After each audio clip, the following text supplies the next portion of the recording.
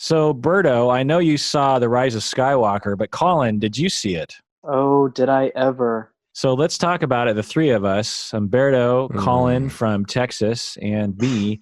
Let's talk about the ninth episode in the Skywalker saga, The Rise of Skywalker. What do you say, guys? Woo! Can't wait. My baby Yoda is super excited. My baby Yoda. This is the Psychology in Seattle podcast. I'm your host, Dr. Kirk Honda. I'm a therapist and a professor, and one of my new favorite characters is IG-11. Berto? Yeah.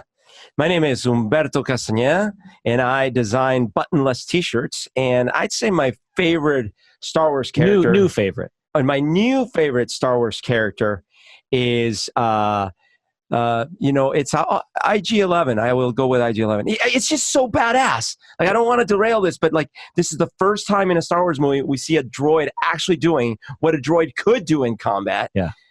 Copycat. Colin, what about you? I would say that my favorite Star Wars character is the crane that Emperor Palpatine is attached to. All right, so Craney the crane. He's so Cranium. cute. Craney is so cute. God, kill me. Okay, so I'm just going to come out and say it. When I stood up and Humberto and I looked at each other, I felt so bad, and I said, Berto, what would you give it out of 10? And what did you say then? I think I said 5. And I said 1. And I was like, oh, you mean it's reversed. Like 1 is better, 10 is worse. And what did you say after I said 1? I was like, whoa. No, but then what'd you say?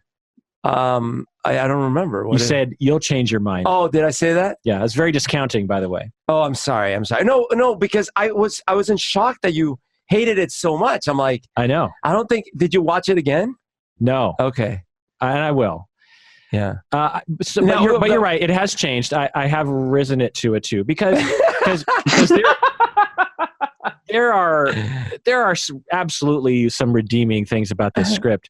I have not budged at all. And in fact, yeah. You're still budged. A 5? I'm not only still a 5, but given Star Wars, like as a movie, I'm at a 5. I could even consider a 6 as a movie. But given Star Wars and my love of Star Wars, I consider dropping it. Yeah. To 4. Colin, what did you give it?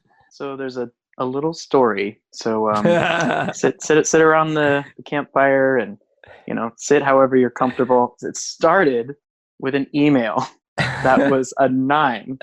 I sent an email to Kirk saying 9. But the specter of script analysis and after sex brain state it came into being, and sorry Colin, when you said 9, Kirk was asking you, did you like it, and you used German. Yeah.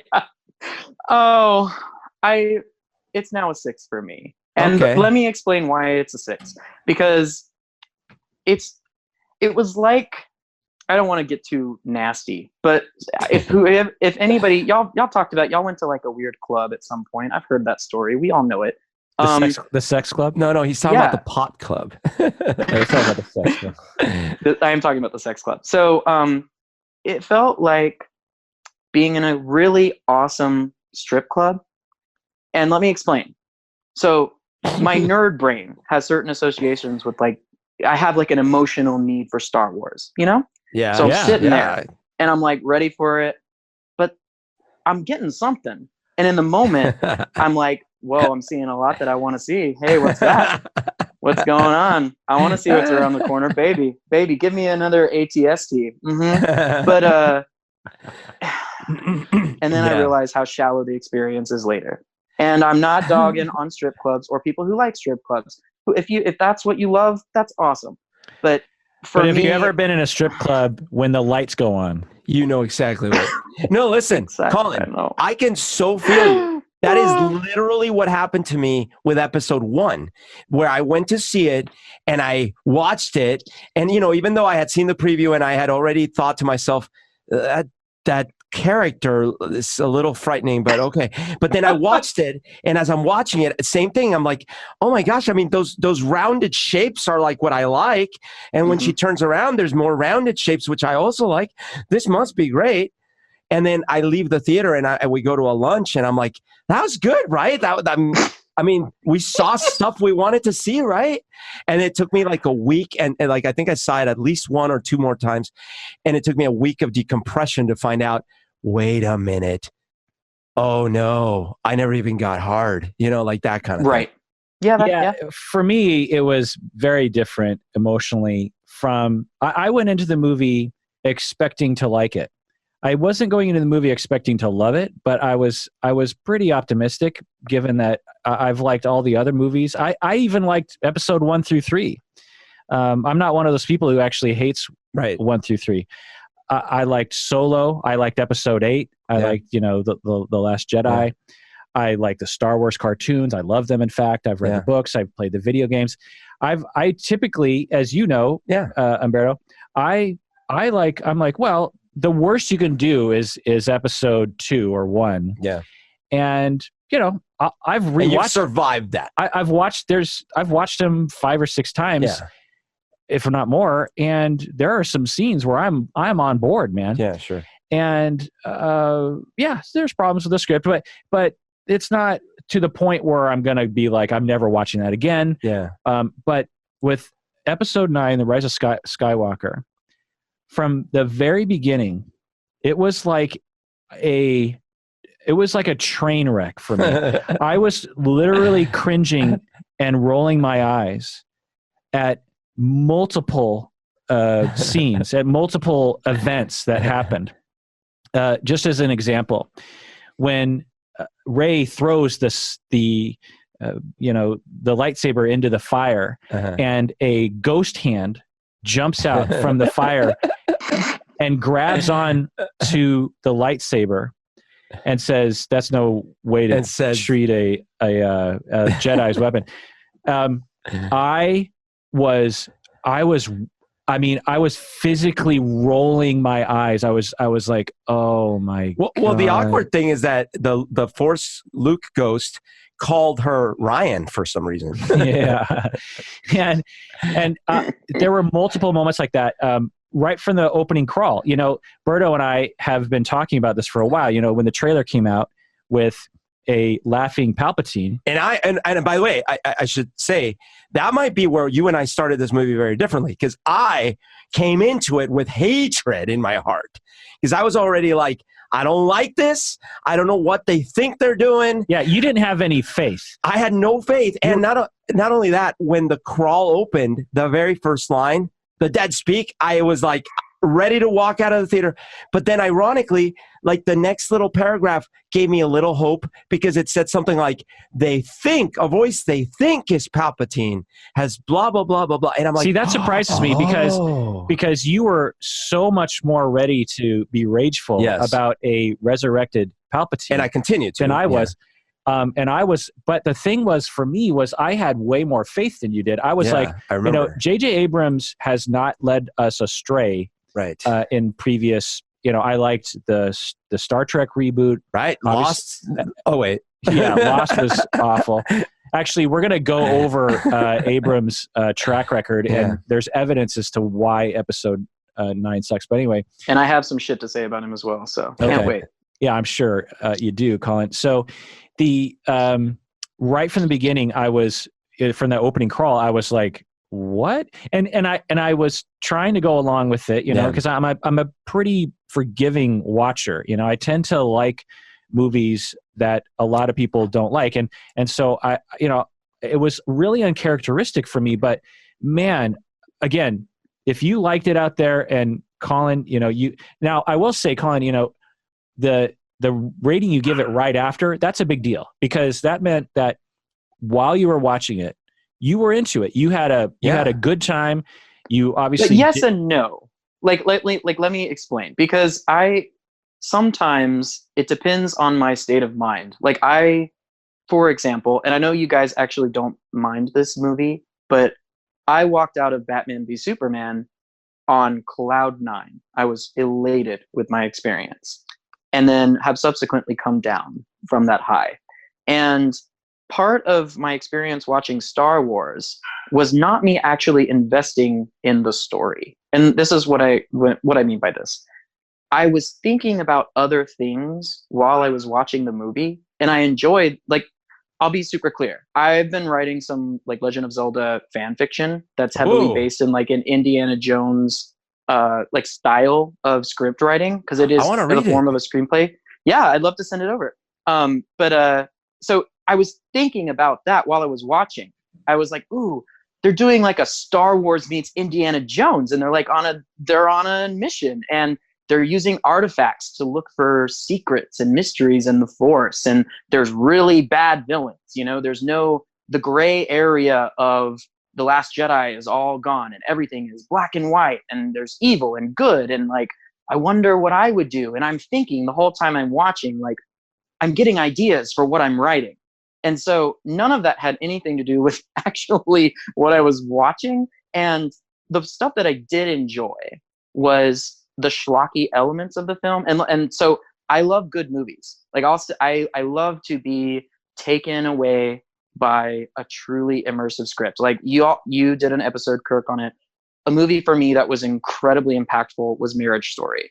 Like, it's very slow. Like you couldn't pick a more opposite performance, like Kylo Ren versus the man that Adam Driver played in that movie. Like, it's just still shots of two people talking, but there's so much gravity in what these two people are saying.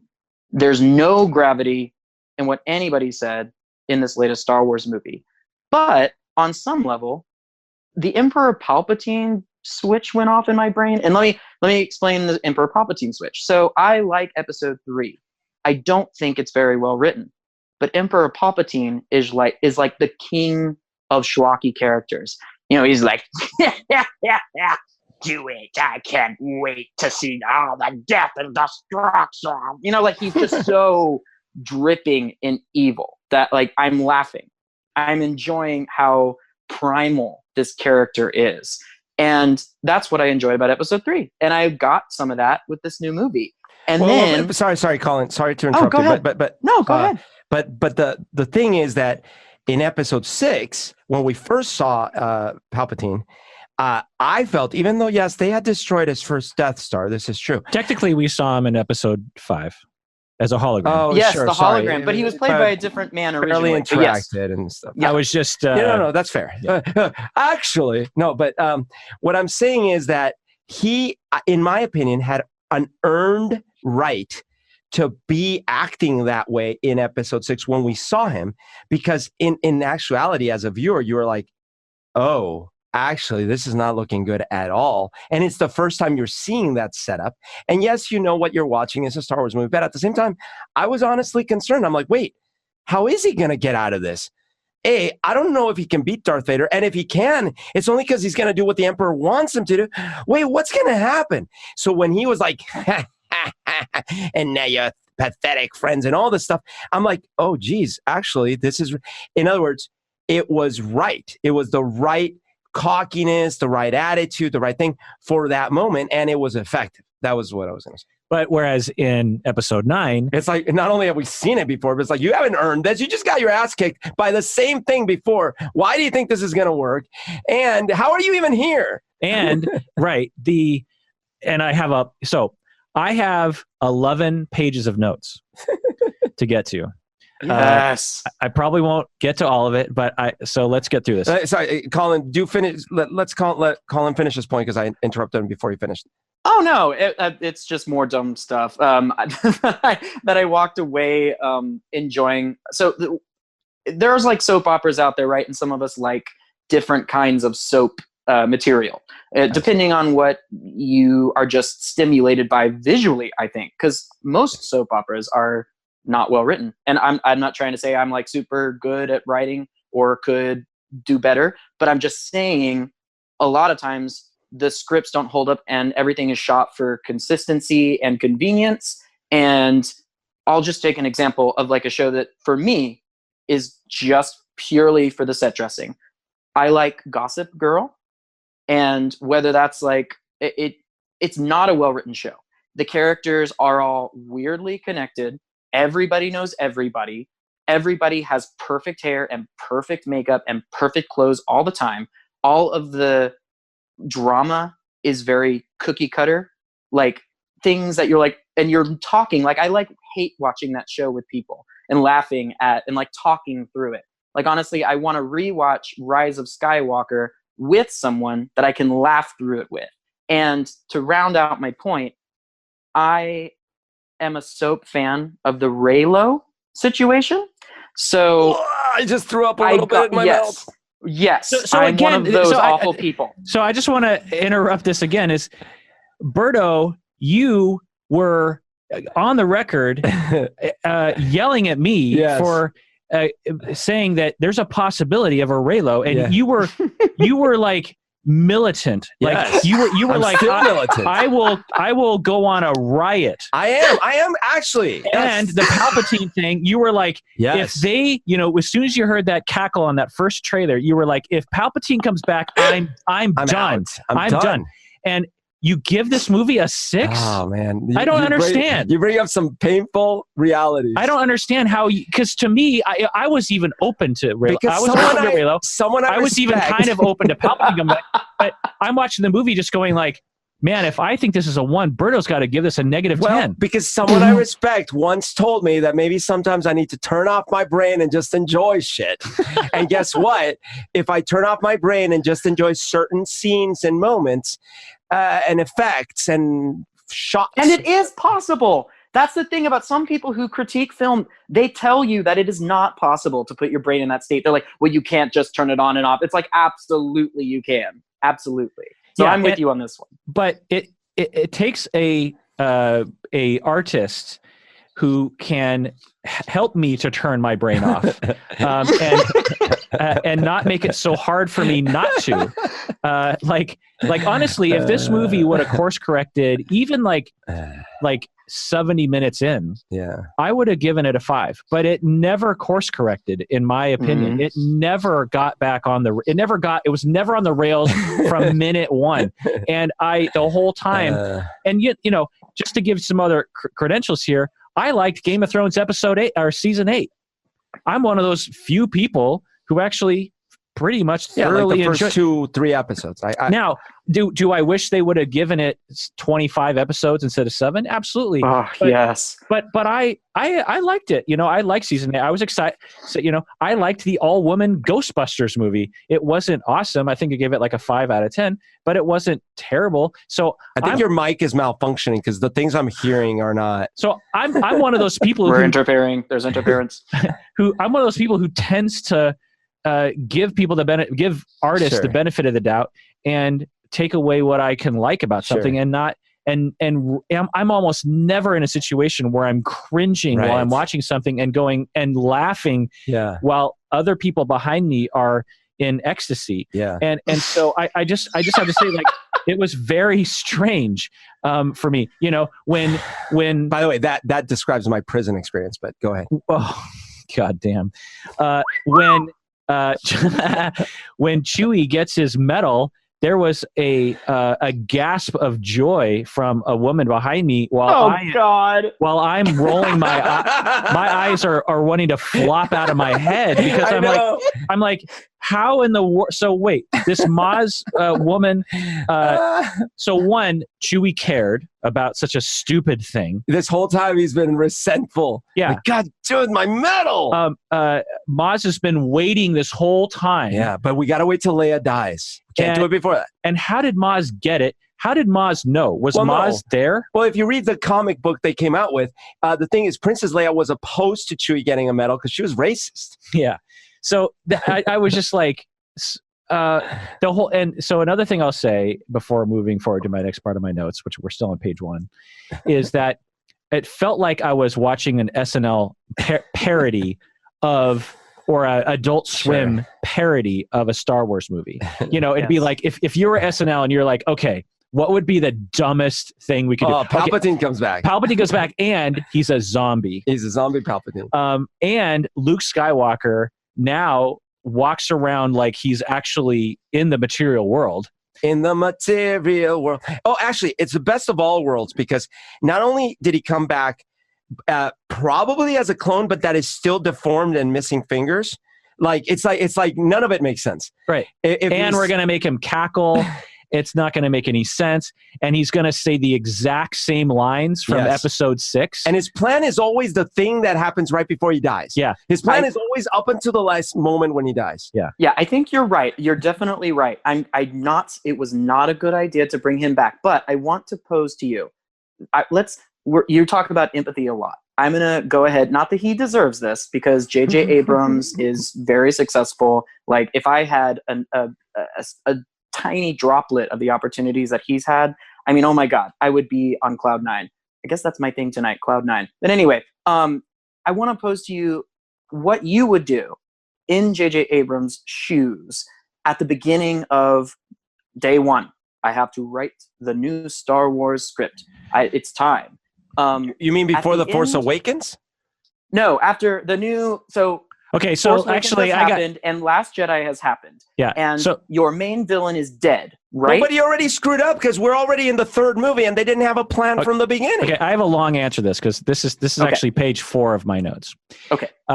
So there were a lot of problems with the script. So I'm going to tell you what happened in reality, and then I'll answer your question. So long story short, J.J. Abrams and a man named Chris Terrio joined the project late, probably because the original writer-director Colin Trevorrow had been fired for quote-unquote creative differences in the middle of the project. So that is not a good thing to happen. You don't want a script. And then, so Chris Terrio said, so we actually, this is him talking. So we actually started with just a whiteboard. We just asked, what do we want to see happen? These characters, where do we want to see them go? What are the feelings we want them to have? What are the stories that we want to tell? What things this is the very telling statement. What are the things do we feel were unresolved from either episode 7, 8, or even 1, 2, 3, 4, 5, and 6? So I just want to repeat this line. What things do we feel were unresolved from either 7 or from 8 or even from 1, 2, 3, 4, 5, and 6? And the Christmas special, too. And then he goes on to say, it eventually grew to be like 121 pages of things that we would like to see. Oof. We went back and asked, what about this strand? Was this little premise that was made in this episode ever fulfilled? Or here's a little aspect of this character that seems kind of interesting and intriguing. Or, as JJ would say, there's always been this line in Empire Strikes Back, and I always think about that line. What do you think that means? So this is exactly what I expected to hear, and I'm surprised he was honest. This is the dumbest way to write a script. This is 2 13-year-olds going like, ooh, wouldn't it be cool if like Palpatine came back and this and that? And what if Chewie got a medal? And what if there were horses in space? Yeah, you have no idea, dude. Because actually, the scene they cut out at first, it was zoom in. You see a little family of what looks like sea monkeys, and they're all having fun and chatting. And then they start vibrating, and we zoom out, and we find out that's a family of midi-chlorians. Right. So I can't wait for the deleted scenes. So I will tell you that right after I wrote in my notes, it's clear that so this is without reading this process. I wrote in my notes, it's clear that they wanted to have particular scenes without making us care or worry about the characters. That is the tagline. Absolutely. They wanted particular scenes that were actually ill-conceived by people who don't really understand Star Wars, in my opinion. And they didn't care about actually writing a story. Well, absolutely. And look, you could say what you want about the Marvel movies. I think we like a lot of them. And one thing that I think is undeniable is that they were able to steer through countless number of movies with some sort of overarching thing, right? Here, it was clear that they didn't really have a plan. Right. Yeah. You had 2 people who don't really care about Star Wars. Chris Terrio said that, quote unquote, he was like very familiar with the original trilogy, which I question. But he had very little awareness of episode 1 through 3. So you're telling me you're a big fan of Star Wars, right? And you're not you're not really that familiar with episode 1 through 3. Right. Like they basically got some random person. We'll go through his pedigree in a second, but to answer your question, which I think is very good, and I think all of us should answer this question, and I haven't actually thought about it, so I'm going to riff off the top of my head. What I would do is not have Palpatine. That's stupid. Of course. I would actually make Rey or Kylo the bad guy. He is in charge. Like what's the compulsion to have Kylo have an antagonist evil person above him?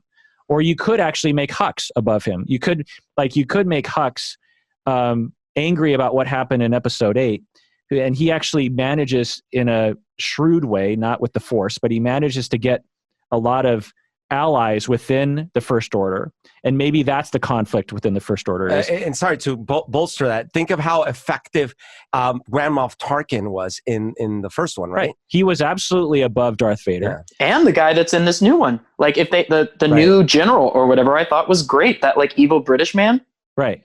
Yeah. So they Pride, I think. Yeah. So you need an evil British man on top. So fine, but don't bring back Palpatine. Like you don't need that. Or at the very worst, bring back Snoke. Yes. Like if he was force projecting too, it turns out. If you really needed a bad guy, and you wanted to write a stupid ass script, don't go full stupid. Right. Never go but this is where I know that producers got in the way, because somebody said in a meeting, well, that movie, that Force Awakens, or excuse me, that Last Jedi, that was pretty divisive.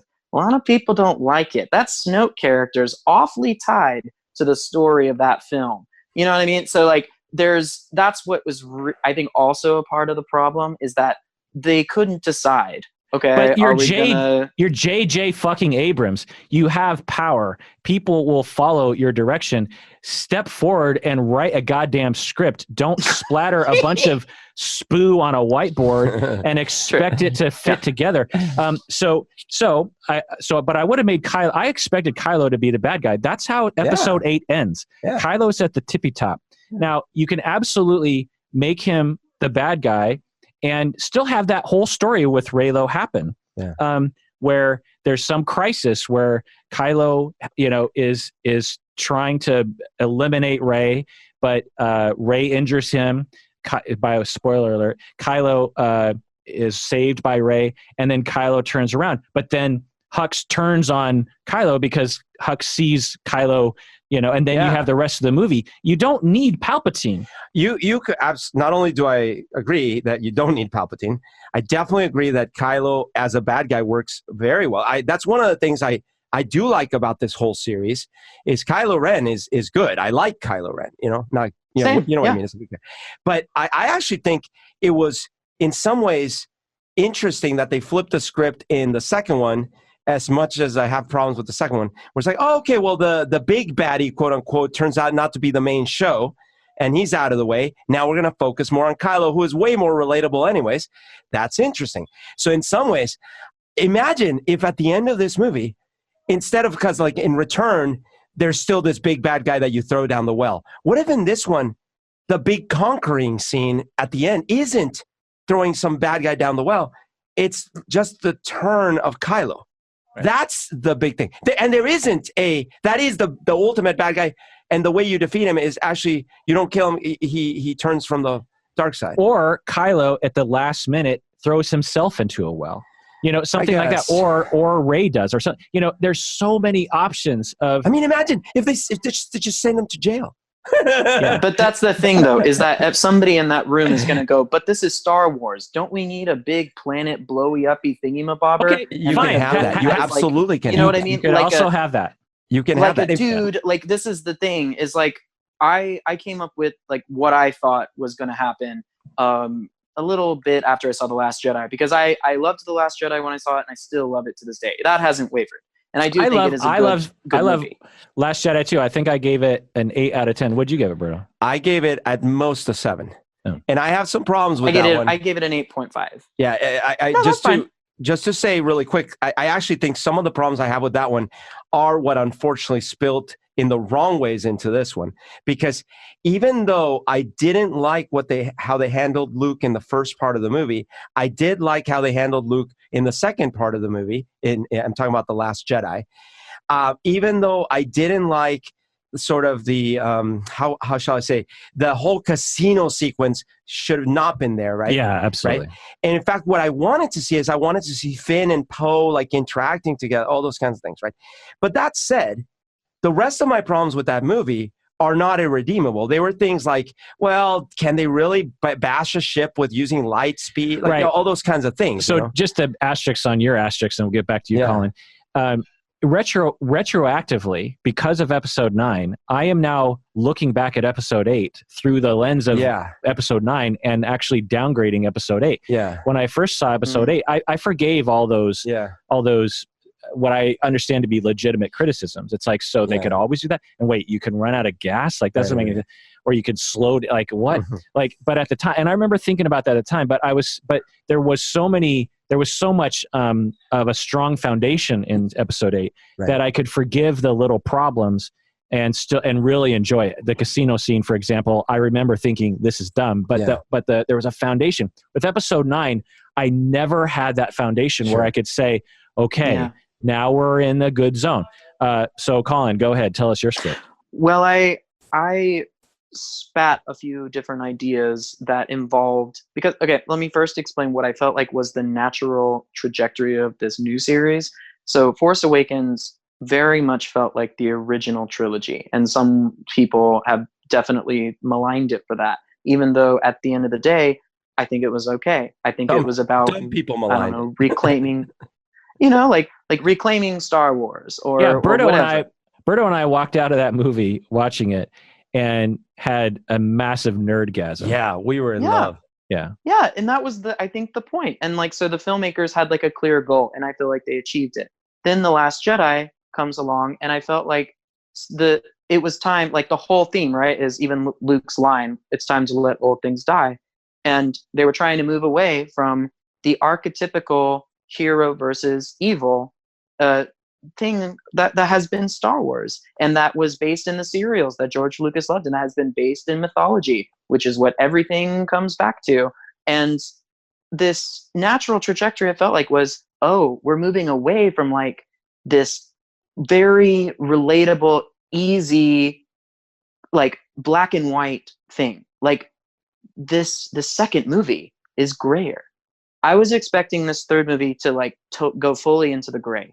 I was very much excited. And so everything I wrote was like very different. It didn't have the like big evil villain. It didn't have the planet blowy uppy.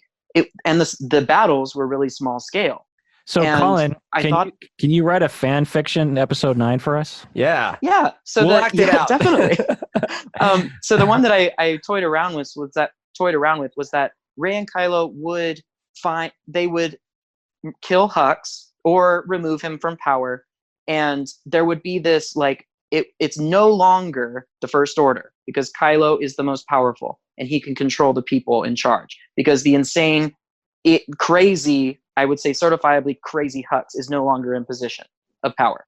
So that's weird for the other characters that have been established. So like Finn, who has, I think, been mostly forgotten in these movies, would have been given a choice. This person that's super close to me, Rey, has now decided that we should not join with the First Order, but there's something to be said about merging their technologies or trying to redirect their ideology, because we now have the big guns behind them working for us. But Finn could be like, no, I was there. Okay, Colin, that is genius, by the way. That is genius. I can totally see that. I want to see it in a script. Let's start a petition that will obviously be heard and respected and not crazy on the internet. We'll call it Gray Wars. Yeah. So let me go over some reviews here. So Rotten Tomatoes, Berto, Colin, what do you think episode 9 got? 57? So the critics gave it like 55, 57. The fans gave it 83. 54, and the audience is 86. So you have about, and so 54 is actually considered rotten on God, how embarrassing. Episode 8, Rotten Tomatoes audience. Berto, what do you think? Audience for episode 8 was 90.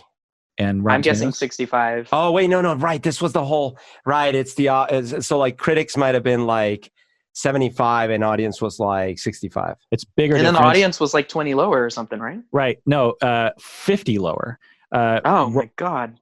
Critics 91 Oh my God. and audience Oh, God. 43. Oh my God. Yeah. So it's complete switch. Yeah. So episode 8, critics loved it, audience hated it. Rotten Tomatoes audience. Rotten Tomatoes audience. And the episode 9, critics hate it, Rotten Tomatoes audience loved it. Episode 7, Berto and Colin, what do you think? I bet you that was closer. Like critics was like 75, audience was 90. Colin? That's exactly my guess. 93-86. Yeah. Oh, okay. So critics still liked it better. So episode 7, everyone loved it. Oh. Episode 8, critics loved it. Rotten Tomatoes people hated it. And Really we have to be clear because Rotten Tomatoes account holders are a particular kind of person. I'm not sure what demographic that is, but I know it isn't representative of everyone watching the movie. I know they don't like social justice warriors. Yeah. And then episode 9 is flipped where the critics hated it and the Rotten Tomatoes audience loved it. So that's kind of interesting. Okay. So But I actually think that part of it does have to do with so many, there were so many people that the things they didn't like about episode 8 are these annoying social issues now in our time. Like, well, oh, I see. So you have to have a person of color be more prominent in the movie. Right. Oh, so you got to have an interracial relationship. So let me rant about that for a second because this is going to get Please. Is you finally have an Asian person in the movie. She's a pretty secondary character, right? Rose in episode 8. I thought she was a great character for Finn to bounce off of. I thought she was well written and, it was interesting. She had the casino sort of storyline, which is dumb. But I liked her as like a second Finn, the everyman kind of person who doesn't have any special powers and is just kind of a lowly person who rises up, Because they had sadly moved away from what I thought was going to be awesome, which was a Finn and Rey story. Yeah. But okay. Well, right. So they add Rose, and then the internet, and what I would estimate to be like a 0.1% of the internet, but they're very good at commenting very loudly, hated Rose and literally threatened her life multiple times directly to her. Yeah. Because someone casted her in a movie. Yeah. And these are... and she read her lines in front of a camera. And she just happens to be a woman who's Asian. Yeah. That was despicable. It's worse. As an Asian person, I was just in an argument not too long ago with people close to me that Asians experience racism, which shouldn't be that much of a strange notion to anyone in America. But the fact that I have to explain that, one, racism exists, and two, that Asians are the target of that racism. Right. It's like, what? Like, what fucking planet do you live on? I get that you're in a privileged bubble, but you haven't been listening. Yeah. I was literally called a chink in Ballard, which is one of the most liberal bastions in the planet, not long ago. Eeks. Because a woman was upset at my driving. Basically, we came to a stop sign at the same time, a 4-way stop. And I thought I got there before her. And so I went, and she followed me down the street, got out of her car, banged on my window, and called me a chink. Is she 95? No, she was in her 20s or 30s. Oh my God. And so, this is despicable. It is. This is a chance for us as human beings to stand up against the bullies. Guess what happened?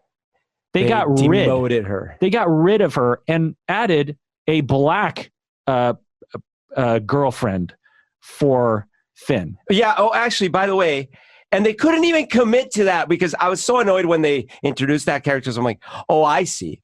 Finn can only date a black character. But they didn't even follow that up at all. Like, they didn't do anything with that character. He was still in love with. He was still in love with Rey. Apparently, other than like, oh, actually, she might be Lando's daughter or something. Right. So, as an Asian person, I'm watching this.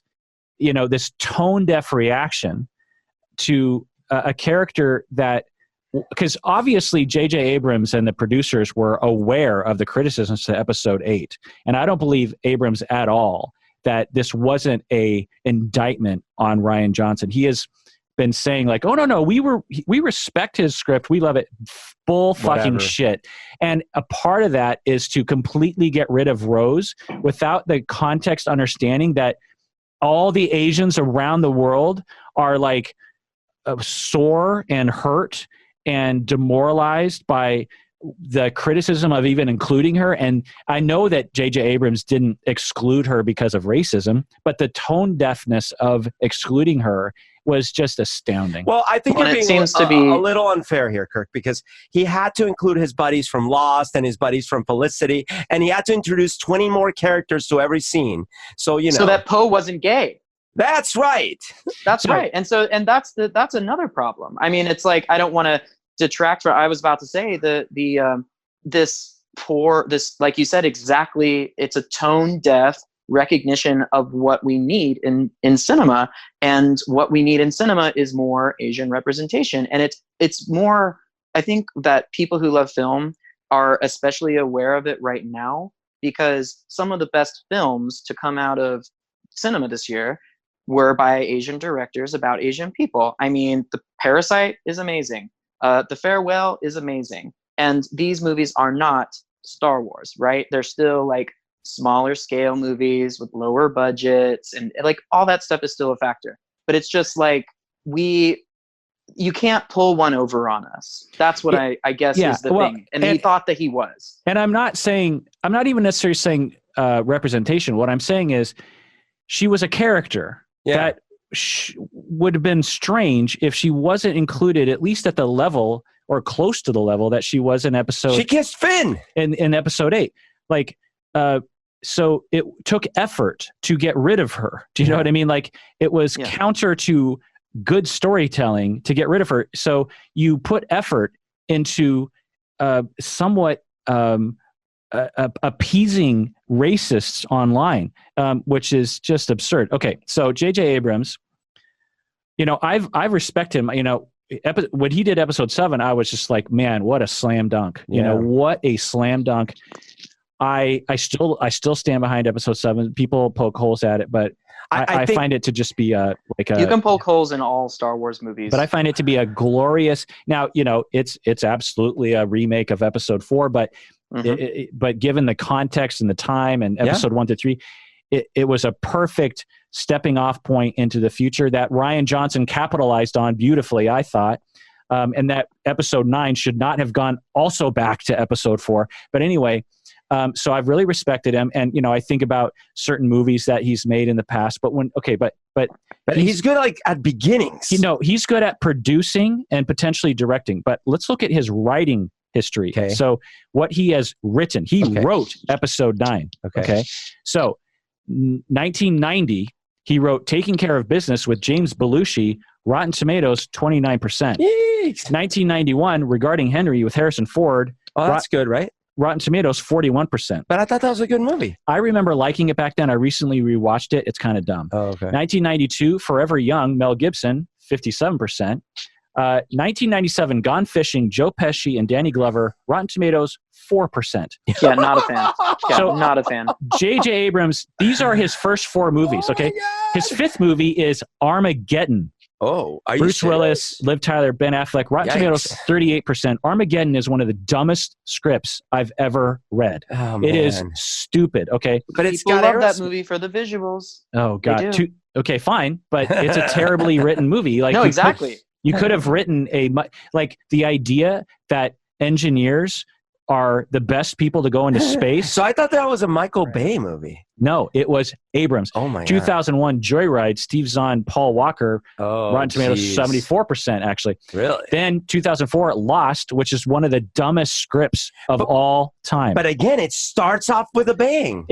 It's a series, but it's a series of scenes, exactly. Lost is a series of scenes that don't make sense. I hear you. Eventually, that's right. It's just that opening episode and that first season are really compelling and well shot. So then his later movies that he wrote are Mission Impossible 3, which is good, 70%. Super 8, which is great, 81%. Episode 7, 93%. So Well, I thought Super 8 was Spielberg. No, but he didn't write it. It was J.J. Abrams was aping. Oh no, Super 8. What was the Steven Spielberg one? There was like I don't know. Okay. So his most recent writing endeavors actually were great. But when you look at his full pedigree here, we see he is capable of shitting the bed. Then we got Chris Terrio. Now, you think, well, Chris Terrio must be, this is one of the biggest, most prestigious, probably high-paying writing jobs that's ever existed in the history of the planet, okay? Yeah. It was probably multi-million-dollar deal. Yeah. Writers around the world were probably dying to be a part of this situation, even late in the game. Okay, he wrote 3 notable movies. One is Argo, which he was actually nominated for a Golden Globe for Best Screenplay. I thought Argo was a mediocre movie at best. It won the Best Picture that year, which I just thought or Best Director. I just thought that movie was just it was fine. I mean, it wasn't. It's a 5 movie for me. But I wasn't it wasn't better than the other movies that came out there. I did like that movie. He also wrote Batman v Superman. I liked that movie. We all 3 of us liked that movie, but Rotten Tomatoes 28%, and that script has problems. There were problems like the Omega that he sees, there's certain scenes where you're just like, that should not have been in the movie. You know what I mean? But that to me, I felt that those were the producers going, well, we need because we're going to have to make more movies, so put this scene in so we can show what's coming. Fine. But that does fall on the director, though, because it's but not the script writer. But, well, anyway, so Terrio writes Batman v Superman. He also wrote Justice League, which you have to agree is not a good script. I don't remember. It's an enjoyable movie. I enjoyed it. I probably gave it a 5. But of all the people who would write Episode 9, you get the writer from Batman v Superman and Justice League, someone who is proven can miss the mark. Here's what I will give you. Here's what I will definitely give you. Clearly, the people that they were probably trying to appease hated his stuff. So it is puzzling why they got him. Right. Even if this kind of did well, the criticism of hiring the Justice League writer for one of the most important writing jobs of all time, it just boggles the mind. How did of all the other writers that you could entertain, you know what I mean? Why him? I thought they didn't have much choice in the matter because, wasn't it that didn't Warner buy the production company, JJ's production company, and isn't he Warner? I can't imagine that he's the only Warner writer that is available. Okay. So that is just absurd. No, obviously. Yeah. So I'm going to go over some things that I liked because I haven't talked about that yet. Yeah. So let's all talk about what we liked. About which movie? Episode 9. So there were a number of moments where I teared up. Actually. What? Yeah.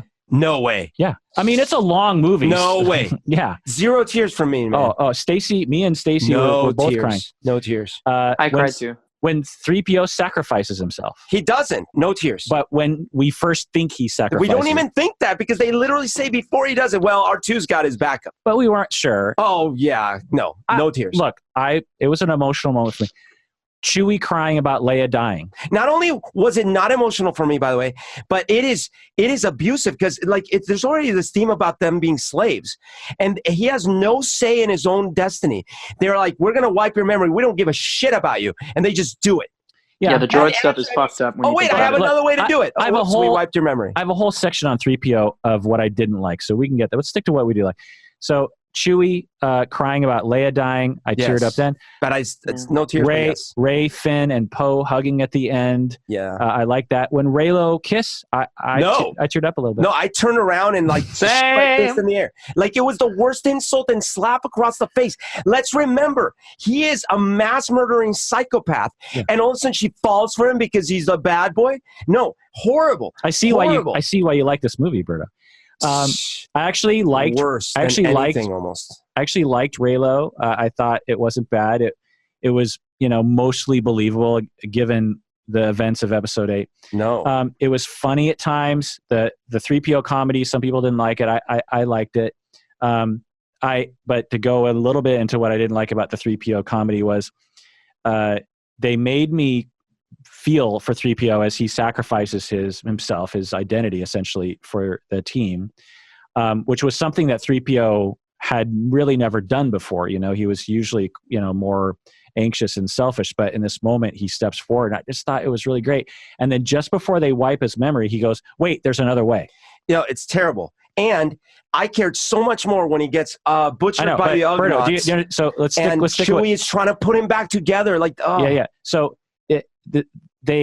so again, terrible writing. You can't have it both ways. You can't pull our heartstrings that 3PO is sacrificing himself, and then literally 30 seconds later, you make a joke that 3PO is being wiped, even though he doesn't necessarily have to be wiped. So we're dehumanizing 3PO. Yeah, totally. It was like two different writers essentially pulling in different directions. No one, again, you have to have one vision on a script. Okay. Chewie playing chess with Finn and Poe, I thought that was funny. It only lasted for 5 seconds, but whatever. Yeah, I agree. When Rey was trying, when Poe was trying to get with Kerry Russell, I thought that was kind of funny. Wait, at the end? Poe was always like, hey, how about you and me? And then Kerry Russell's like, no, it's not going to happen. But I don't get that at all. But it was a funny moment. Lord, he's hetero. That's all I can say. But they were a thing. And she was pissed at him, but then she's clearly no longer pissed at him. Yeah. And now why are they not a thing? I still don't understand how you possibly gave that movie a 5, given what you're saying. But anyway, there's other moments that Rey using the Force to influence the stormtroopers. I thought, it's always a good laugh. Yeah. I liked the Rey Finn Poe relationship for the most part. I thought that could have been done way better. But these honestly. are the reasons that I do like. Yes. Like Colin's script idea would have really deepened the Rey Finn Poe relationship. Rey and Kylo facing off against Palpatine. Yes. Although absurd, I was but I did I was sort of against the whole connection and the Force thing, but where they went with it, I thought was interesting. Yeah. Lando saving the day, I thought was pretty cool. Leia disappearing when Ben disappeared, although there's problems with that. I handed myself over to that moment. That little droid repair guy, I thought he was awesome. Babu Frick. The performances were as good as they could have been given the script. Well, from the main characters. Yeah. There were some excellent visuals. Even though all the Star Destroyers is ridiculous, that scene was just whoa. And when all the ships show up, it was like, my God, this is touching some major Star Wars buttons in my brain. By the way, a little mental note for future writers. It actually makes your thing feel less epic when you have infinity ships on the horizon. Yeah. And it basically demeans everything, every episode before that. I liked the even smaller, even cuter droid that BB-8 was hanging out with. I thought that whoever invented the sort of way its personality, because it was sort of super literal all the time, which I thought was really funny. No, thank you. Yeah, I just thought it was just, and he was abused. He was like an abused droid. Yeah, I just thought it was just. I thought that was really well done.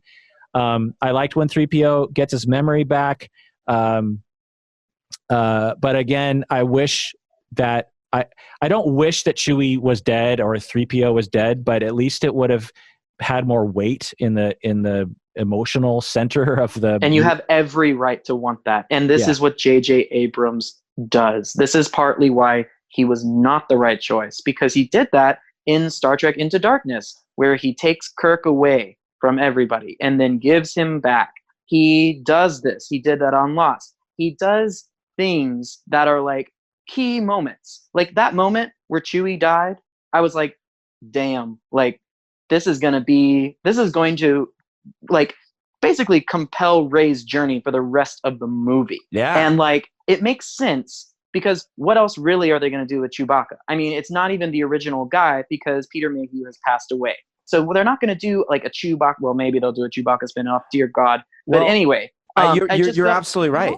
You're absolutely right. And this would have actually splintered her and Finn, maybe even Poe. Yeah. And this would have been her descent into darkness. And it would have been so hard to watch the consequences of this unintended thing. No. Oh, whoopsie. Comedy movie. Wrong ship. And not okay. You could have had it where Finn and Poe are like, Rey, like, let the ship go. We'll get Chewie back. You know, you're tearing the ship apart, Lisa. Yes. And then I love it. And Rey's like, no, I can do it. I have the power. And then she taps into this inner power, and then all of a sudden her inner Palpatine comes out and blasts the ship with the. But they don't give us those beats. No, they don't even. They don't let him fucking breathe. I love it. I mean, I love your idea. And not only do they not give those beats, but when they think he's dead, instead of the reactions you would expect, you get, "Oh, hi, Mark." Yeah. You know, it's like, come on. Yeah, exactly. Well, the problem comes, I think, with pacing and editing for a lot of this, because I think the movie has a very YouTube vibe to it, and like I don't know exactly what that means, but it's like a series of clips, you know, and like people are watching it, and like so the like, I don't know, 15-year-old. I don't want to be biased against people who are like 15, but whoever is like on their phone and watching the movie, well, they're gonna have a great time. They're gonna look down and text and look up. Ooh, what is that bright, shiny thing? And it's not going to matter what happened before or after. So let's stick to what we like, get those out of the way. Sorry. Okay. Other things that you guys like. All right. I mean, okay. So here's, because you're asking me, how can I be so angry and yet I gave it a 5, maybe even a 6 in some cases? All right. Well, I did have to kind of cover my brain for the first 15 minutes because instead of a normal Star Wars movie, it was a Bourne Identity in space. It was terrible. But all of a sudden, I settled in and I'm like, okay, I'm just going to ignore the whole Palpatine thing. And I actually started getting more of what I wanted out of Episode 8 in some cases. One is, yes, Luke Ghost catching the lightsaber with the line is dumb. But all of a sudden, Luke is acting more like the Luke I know. I'm like, okay. All of a sudden, we're spending more time with our main characters and doing interesting things. I'm like, okay, like when the sequence when they're going through the Star Destroyer and they're shooting stormtroopers and they're kind of like saying funny quips and things, that was entertaining and that was fun, you know. Like you said, there were a lot of awesome visuals. The Kylo interactions with Rey were really interesting and they got very creative. I actually did like how he was able to like figure out where she was by going into the Force and actually extracting matter from it. That was interesting. You know, and maybe some purists might be like, well, that's not how the Force works, kid. But I actually think that was neat.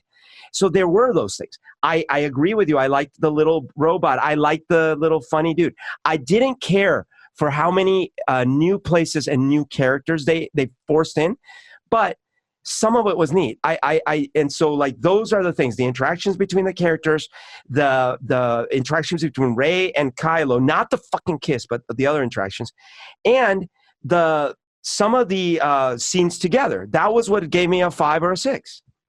Colin, what'd you like about it?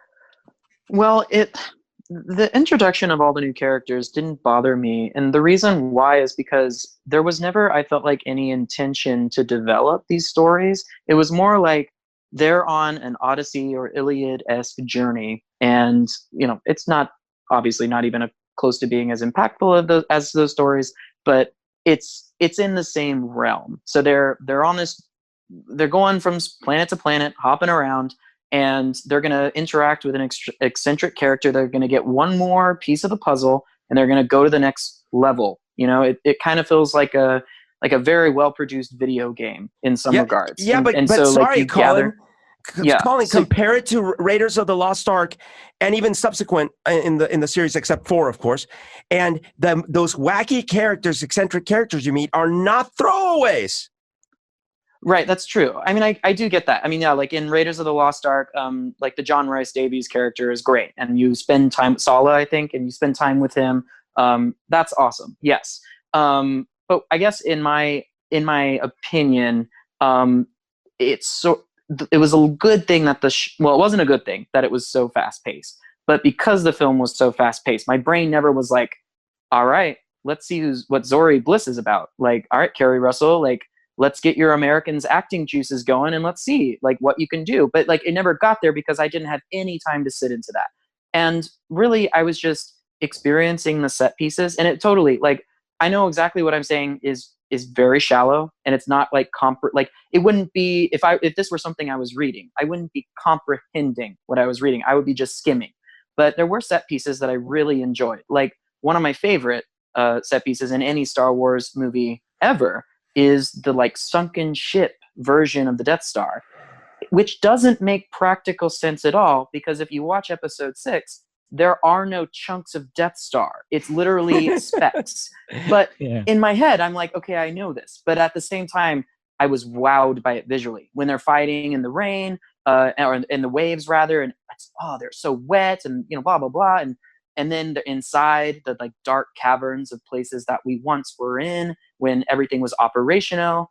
But it just that resounded in me, and I know that people were talking about like the Coachella scene as being dumb, but at the end of the day, like they didn't give me time to go, all right, so this is a society of aliens that I need to feel are real. They're not trying to District 9 any of these people or any of these races. It's just stuff to see. And so it was like Star Wars theme park. And so I'm going through Star Wars theme park. I'm sitting down. I've got my Wally chair going, and I'm like, all right, cool. I've got my popcorn. I've got my brain turned off. Like, I'm seeing things that I want to see.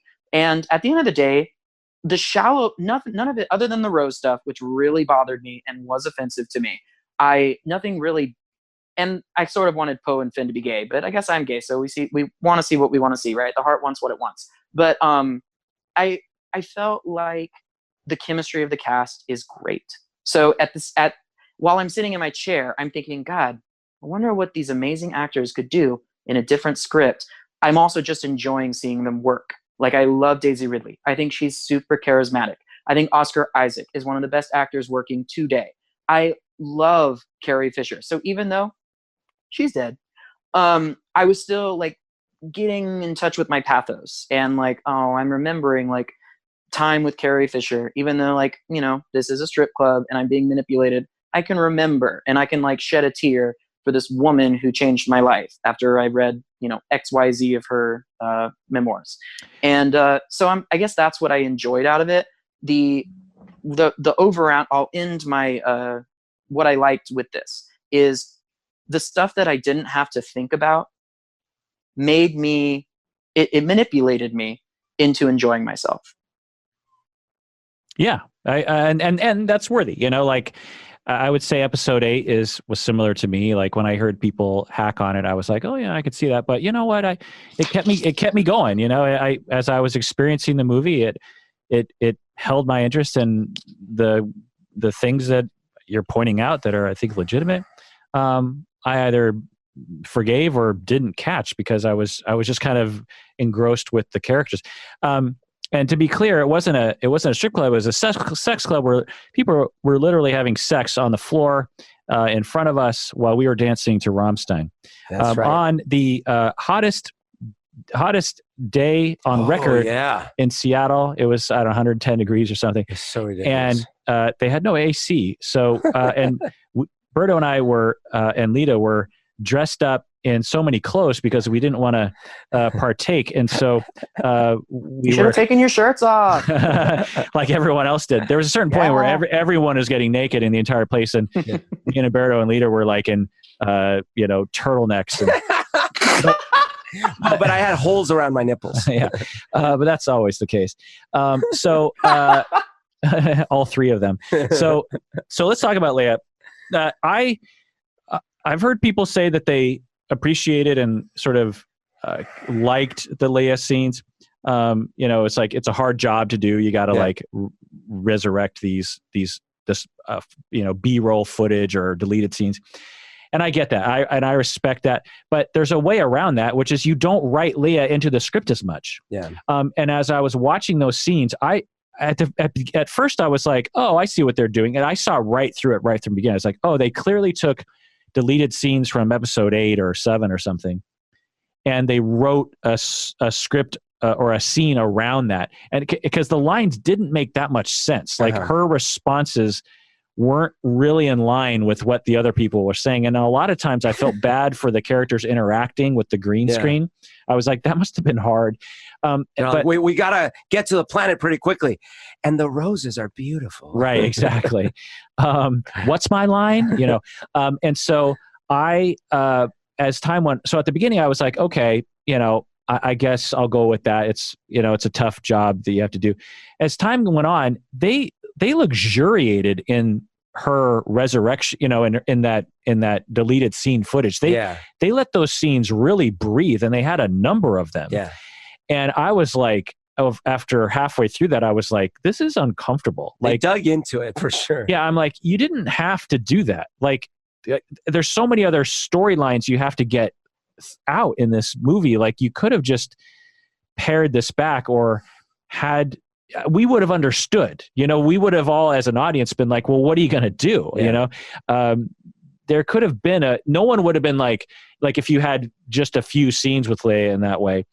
I can't imagine anyone in the audience being like, I can't believe you didn't use more found footage of of Carrie Fisher. Like, I don't think anyone would have done that.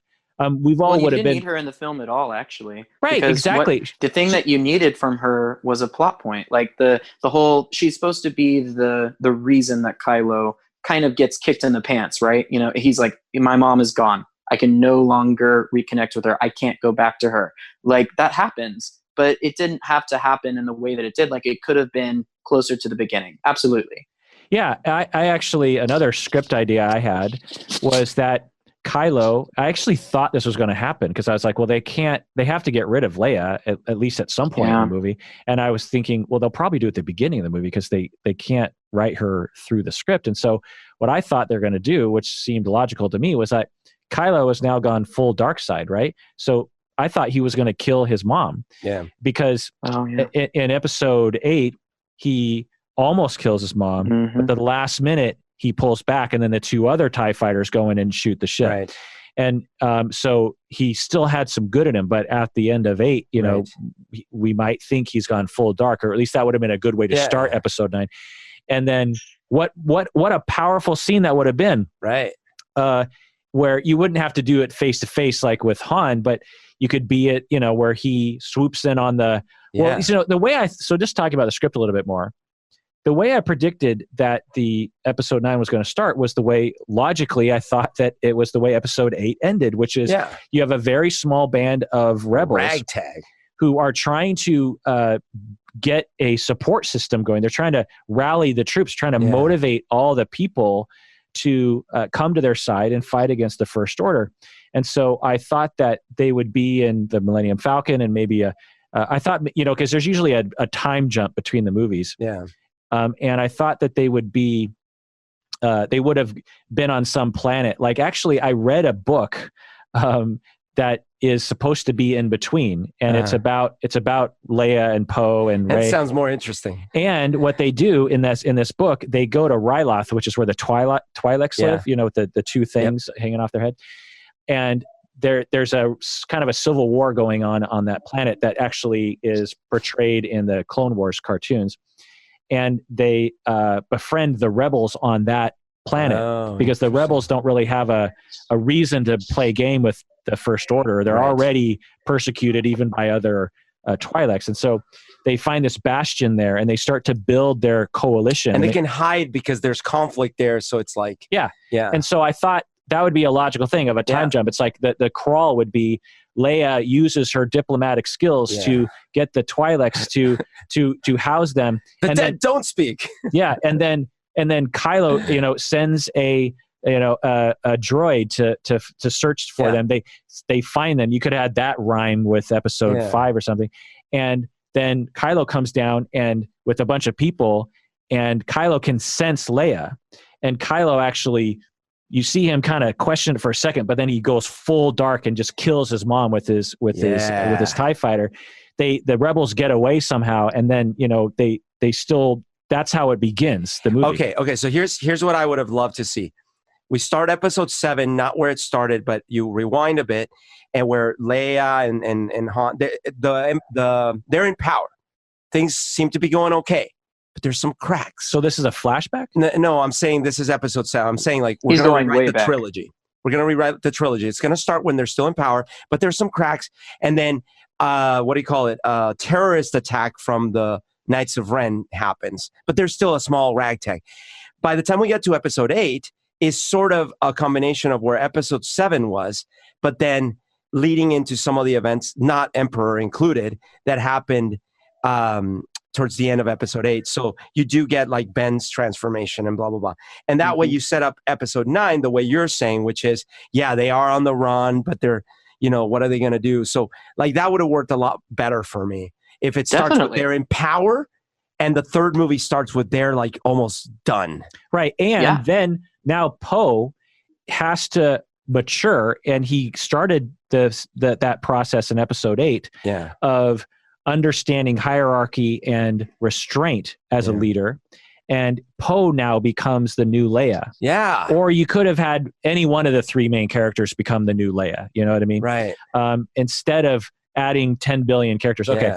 The other, what did you guys think about Leia being resurrected? Was it satisfying? Was it uncomfortable? Colin, what do you think? I liked it, but I think that I don't know that it necessarily worked. I think I'm just biased because Leia's like one of my favorite characters. I think that I guess I didn't, because none of what I wanted for Leia happened. Like I had my own ideas about how do we handle this? Carrie Fisher. I thought that perhaps the better thing would have just been either not having her at all, or having somebody else play her, because I don't like the CG digitally recreate like Grand Moff Tarkin and Rogue One thing. How would you write this? How would you write the script? Would you just have her be killed off screen before the movie starts? Well, I was thinking that this war encompasses so many parts of the galaxy that it's quite likely that not all the rebels are fighting in the same place. So you start where sort of a little bit like the beginning of 5, maybe not entirely, but there's some base or some thing that's happening, and it's used. The beginning is used to like reestablish. Okay, we haven't spent time with Rey, Poe, and Finn. Let's see where they're at. What's going on? And then they get like a message or something. It's like and maybe there's like a rift in the Force or something, and she's passed away. And there's like then things, because that's another thing that this movie was lacking. There's time where action isn't happening, where they go to a place and maybe it's like Leia's funeral, and maybe Kylo doesn't show up because he knows that he can't because he'll be killed. But like Rey senses where Kylo is and she goes to him, and whether that's a fight or they reconcile, that's what I wanted to happen, and it didn't. The resurrection thing to me was more set dressing, and I just was emotional because it was an image that I could connect to, even though it wasn't very well connected to the script itself. Yeah, I mean, I'm actually going to say that, first of all, it didn't bother me. But if you can freaking bring back Emperor Palpatine in a crawl, you sure as fuck could have just killed her off in a crawl. You could have said, just like the dead speak, instead of that, Princess Leia has died. If you're going to be that bold and give us plot in a crawl like that, I'd rather take that one in a million years. And then what happens is the movie starts with them kind of dealing with the repercussions of being a band on the run with no leader. So Poe's got to, and missing her. And then, yeah, sure, she force goes slightly just to give Rey a little bit of something. Sure, I would have much rather do that. Yeah. So let's go into my notes on Palpatine. Oh, sorry. And by the way, a Force Ghost CG Leia would be a lot more digestible and easier to actually produce. So let's go into Palpatine. So we've already talked about some of this, but I just want to rant about Palpatine a little bit. So first off, obviously, we're never given an explanation about how Palpatine came back to fucking life. That is a major thing that happened, and Star Wars isn't known for doing stuff like that. So that is like, they must have had so many yes men answering to J.J. Abrams. You're telling me that there wasn't a single human being around J.J. Abrams that was like, dude, gotta answer this. Palpatine? Like, no, I don't think people are gonna like Palpatine coming back. And if we do, we gotta say something about it. Yeah, there's gotta be. He may or may not even be the Palpatine that we know. Like, there's so little information. Like, this dude could be a clone, or the 1 in 6 could be a clone. Like, whatever. It's so open-ended. Who knows? Yeah, I have a feeling it was Palpatine and his body. And by the way, because if it was a clone, it would look like his old self. By the way, my heart lifted, like I said, in that crawl, because I actually thought for a second, okay, good. even though I hated the fact that they brought even his voice back or whatever, it sounds like someone's manipulating people to think that he's alive. Right. Because they made it sound like that in the crawl. They said what people think is Palpatine. And I'm like, oh, good. Okay. So he's not back. There's someone's manipulating people. Nope. He's back in the first scene. Yeah. Right. So now they make some guesses like in the movie, like, is it cloning? Secrets only the Sith knew, or The dark secrets. it's dark science. And it's just like, what? Okay. So I made a list of other comparable situations. Okay. So let's say that Marvel, its next movie, Tony Stark comes back to life and he's a zombie and they never explain it. He's not really a zombie. He's just there. Okay. Well, so He's just there. the next Marvel movie, from minute one, Tony's there. Tony Stark is just there, and no one questions it really. And it just, okay, we understand that's absurd. That's the same thing as Palpatine. Let's say The Godfather 4 comes out, and Vito Corleone is around. back to life. It's never explained. Game of Thrones season 9 comes out. Joffrey Baratheon is back. And the Night King are both hanging around. They're both alive. Never explained. Die Hard 2, Hans Gruber comes back to life. It's never explained. Yeah. Titanic 2, Jack comes back to life. It's never explained. Okay, let's go into Star Wars. Oh, what was Indy's nemesis, archaeologist in Raiders? Yeah. He's in Raiders 3. Yeah. Star Wars, let's say, in episode 5 or 6, Obi-Wan back to life, never explained. Darth Vader in the episode 10 comes back to life. Let's say in episode 10, Darth Vader is walking around. Right. Or The Force Awakens. In The Force Awakens, it opens with Darth Vader walking around. Right. Luke is now fully human again. He's normal. Han Solo, back to life. Back to life. Like, we all understand that's dumb. That's as dumb as Palpatine coming back to life. Even if you have a hand-wavy explanation, it's still terrible script writing. You have to be an imbecile or writing a Saturday Night Live skit that makes fun of Star Wars to bring Palpatine back. And you don't care at all about burning everyone's hearts that gave any shits about the ending of Return. Right.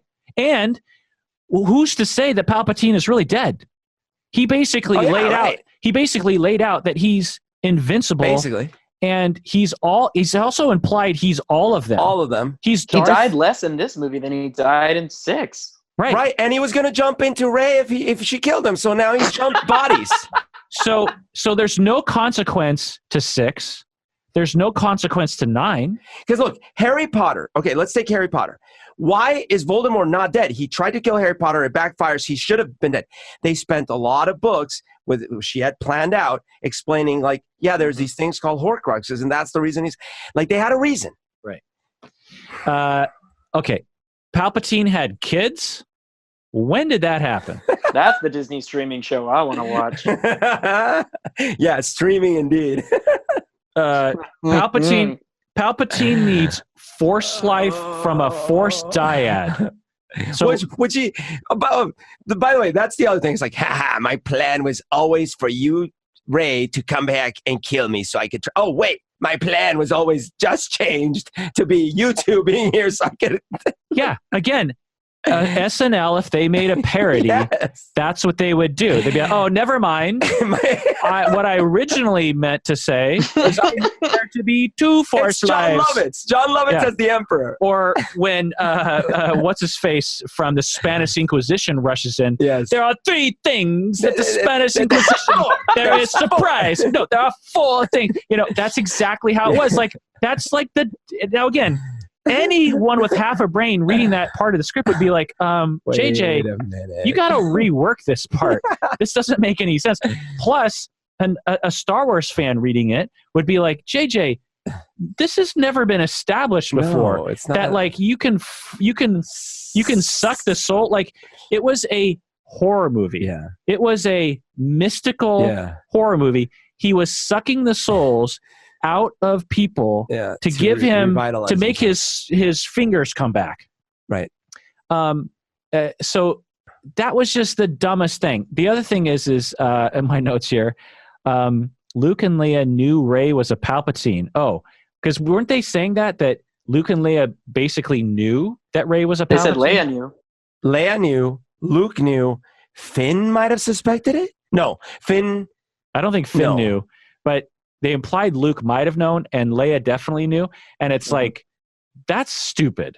Like, but so what was Finn trying to tell her then? Well, I believe so. This is a whole other controversy. Oh my God, that bothered me so much. So it was clear. Well, especially if you're pulling for the Finn Poe. Yes, that's what I thought. Or if anything, I thought maybe like the only other thing I was thinking that I would have been fine with, even though like it would have been still sexist and horrible, is like what if like what's her oh God, I just forgot Kelly Marie Tran's character. Like what if she was pregnant or something, you know, or like we're getting married. I was like, I would have been dumb, but it's a dumb thing to say right before you die. So, but why would you hold it back? There's the only thing that you would possibly hold back. You love her. Is because you love her, yeah, and you're worried she doesn't. I'm a Poe fanner for life, and that is obvious to me that was the original thing. That's how Force Awakens that was started. One of the spoo splatters on the whiteboard that they had. That they were like, oh, remember in episode 7, the streaming services that they had on the whiteboard. I'm just reminded of Silence of the Wolves when Silence of the Lambs when that guy like splatters Silence of the Wolves. Face. Yeah, that's the sequel we needed. So obviously Finn was wanting to say to Rey that he loved her, but what's his face? J.J. Abrams has come out to say no, actually, because this is in reaction to the criticism. Right. J.J. is like, oh, I guess that is dumb, and this proves that J.J. is a stupid person because he responds to the press on record saying, oh no, it wasn't that he was in love; it was that he had force powers. That was what he was wanting to say to. Because that's what you say right before you die. Hey, just FYI, I know we're about to die. It's just I've got force powers too. And why would you be secretive about it? It's not like Rey was super secretive about her force powers. Like, couldn't this have helped the Resistance? Right. Hey, by the way, everyone, I think I have force powers. I think, in fact, Rey, can you help me? Because maybe I could be helpful. Right.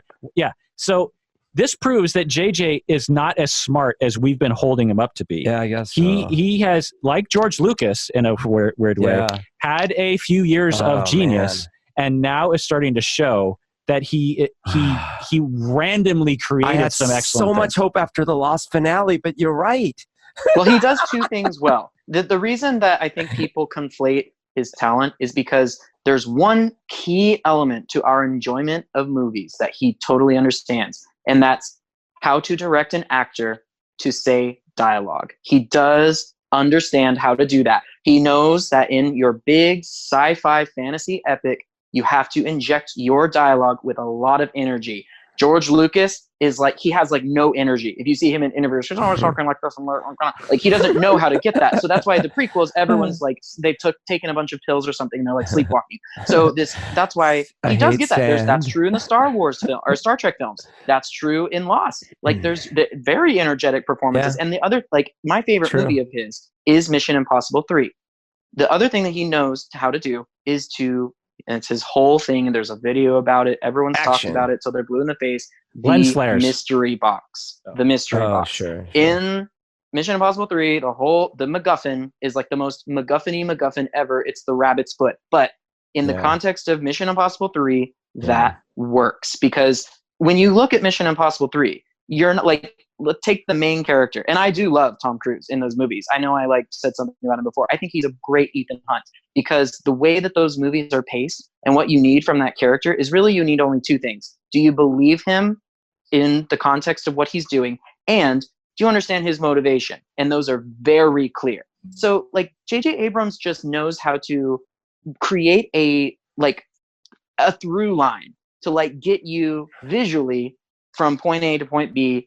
And he's not one to follow up on any questions that he provokes. He doesn't know how to do that. Yeah, fair. So other things about Palpatine. If Rey kills him, he says that he's going to take over her body.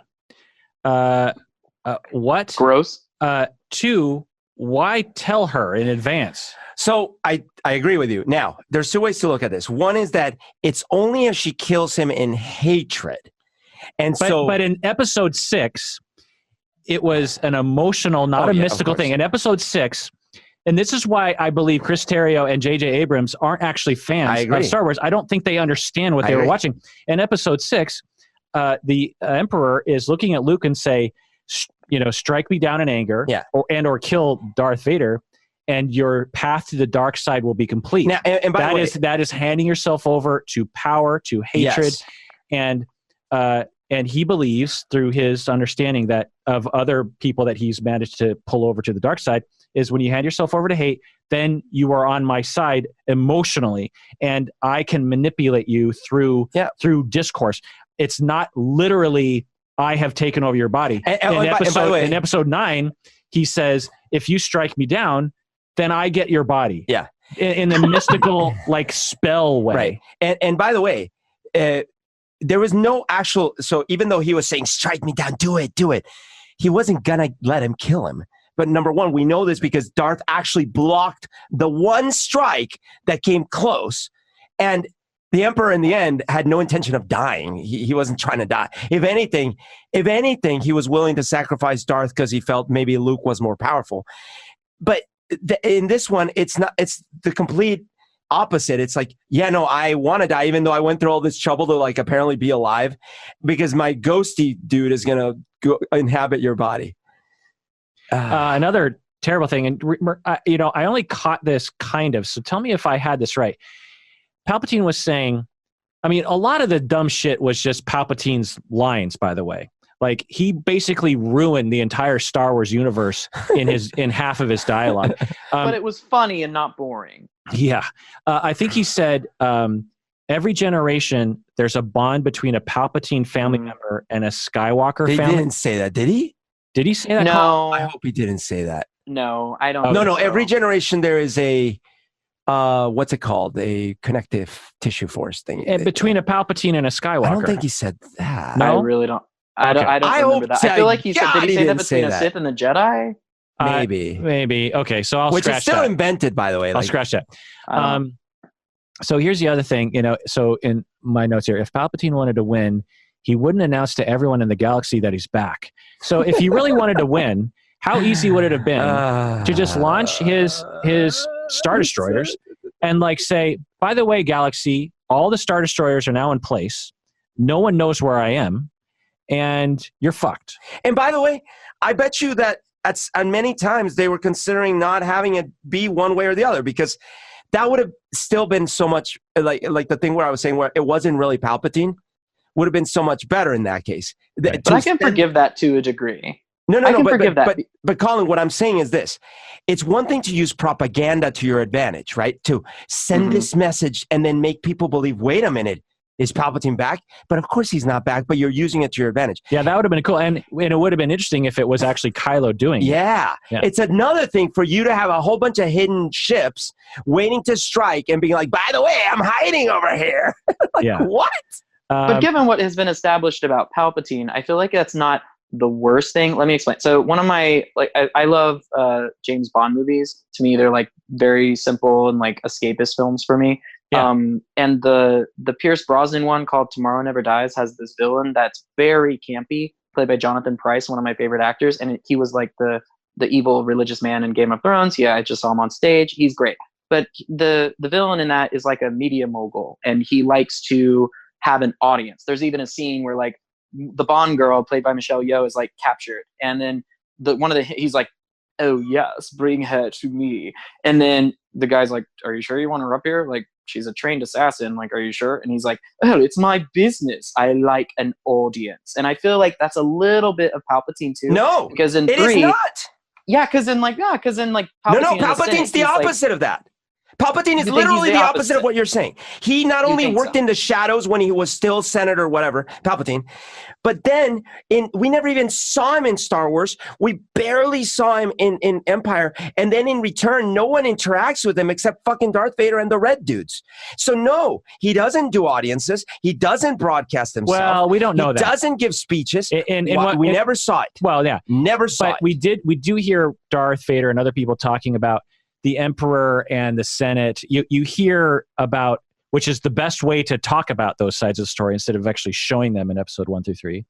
Yeah. Which is, there are conversations between the Emperor and he the never Senate. brought attention to himself in that way. Well, we don't know. But he's sadistic in the sense that he gets off on, I mean, not to go back to the streaming service, but he gets off on like people's pain, right? And so he's like in episode 6 that is established with Luke, and that's, you know, he's torturing him with lightning instead of killing him quickly because he likes to see it. He wants to linger in like I don't disagree. And he does that in 3 too. I don't disagree with that part, but look, and just to give a little credit where credit is not due, because the scripts weren't actually this deep, the sense I get as a fan is that the Empire, even though it was evil and cruel, it was sort of efficiently run, right? So in other words, the Emperor wasn't a chaotic psychopath. He wasn't trying to burn the world. The thing was running. It was working. So he's what not was the his Joker. motivation? And again, this isn't actually in the scripts or the movie, so I'm giving them more credit than is due. But in reality, the thing is, he had like this private enterprise about power with him and his Sithness and his Darth Vader. But overall, he still wanted to be in control of things in an organized fashion, where in this case, what we're arguing is like he's kind of demented. Now you can make that argument because maybe since he almost died, now he's crazy. But it's just so dumb. Yeah, they didn't even explain that. So other things here are, you know, so it's a dark side act for Rey. This is the major plot point for Rey to kill Palpatine.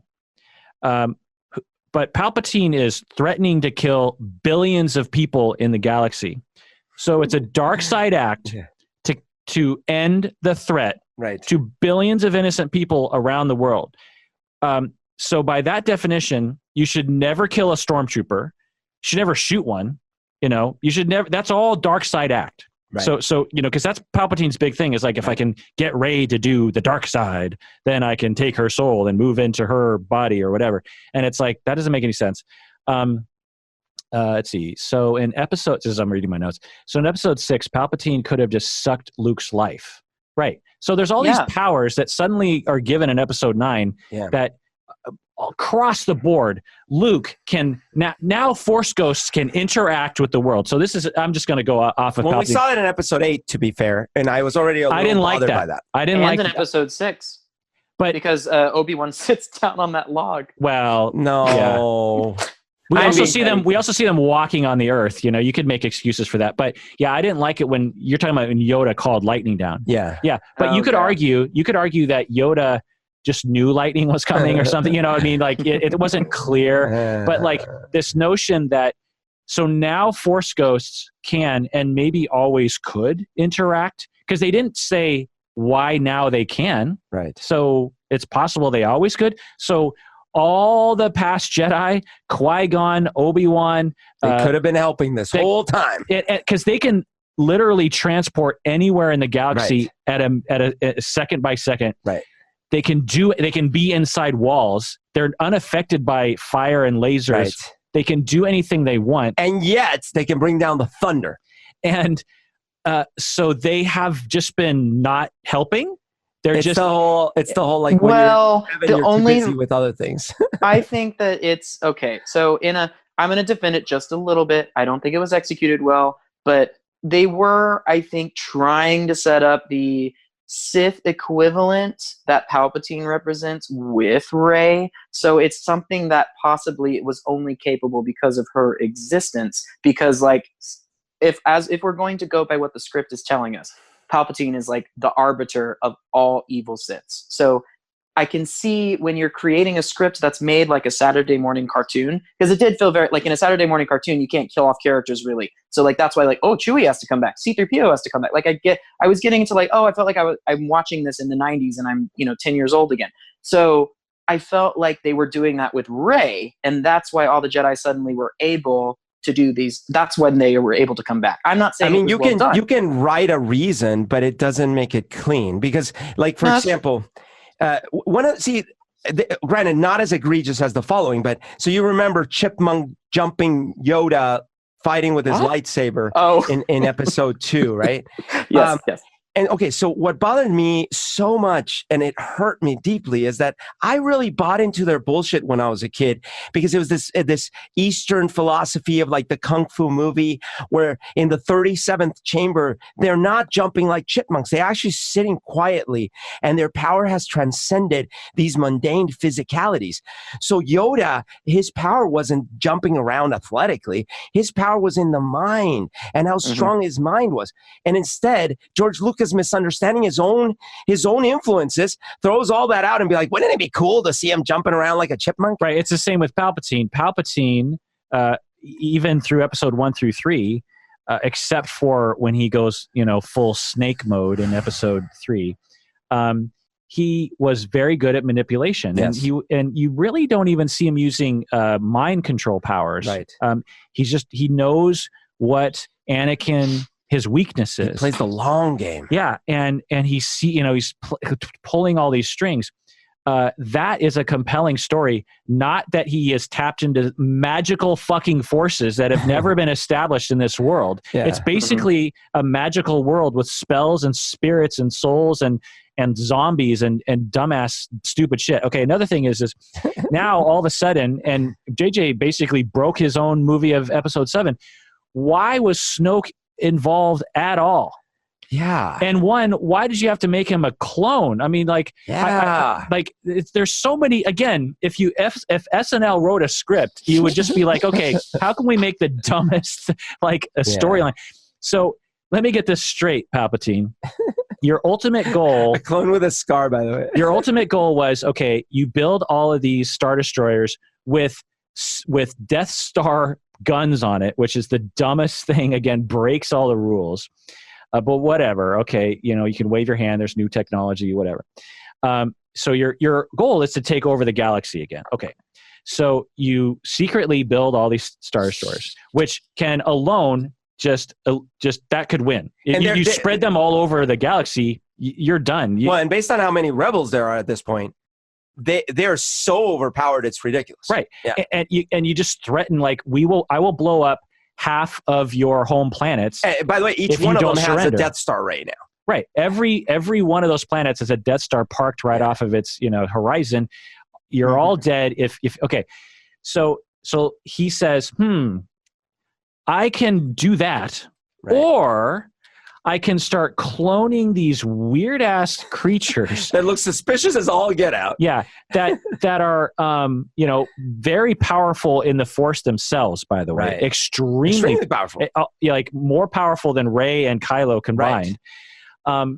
And then I'm going to have him start socializing this kid, the Ben Solo, who is questionable in his abilities and also potentially could be influenced by the light side. He's being trained by the light side as we speak. Yeah, right. And I'm going to get Snoke, and I'm going to develop this relationship between Snoke and Kylo, and then I'm going to create. The First Order is going to be in business, and they're going to have abilities that are far below a fleet I already have, and none of them will know about me. Except Snoke. Even though Kylo, Hux, all of them would be creaming their pants if Palpatine was back. Yeah. And all the other, sympathetic old Empire people would be like, Palpatine's back. Holy shit. Gosh, what do we do? You tell us. Like if Hitler came back. Right. So just to give an example, Hitler is a zombie, which sounds stupid, right? Right. Because it is. Right. And he has a secret, huge automated robot army that's in Bavaria in the mountains. Gigantic, all nuclear powered. And he's trying to rally the Nazis around the world.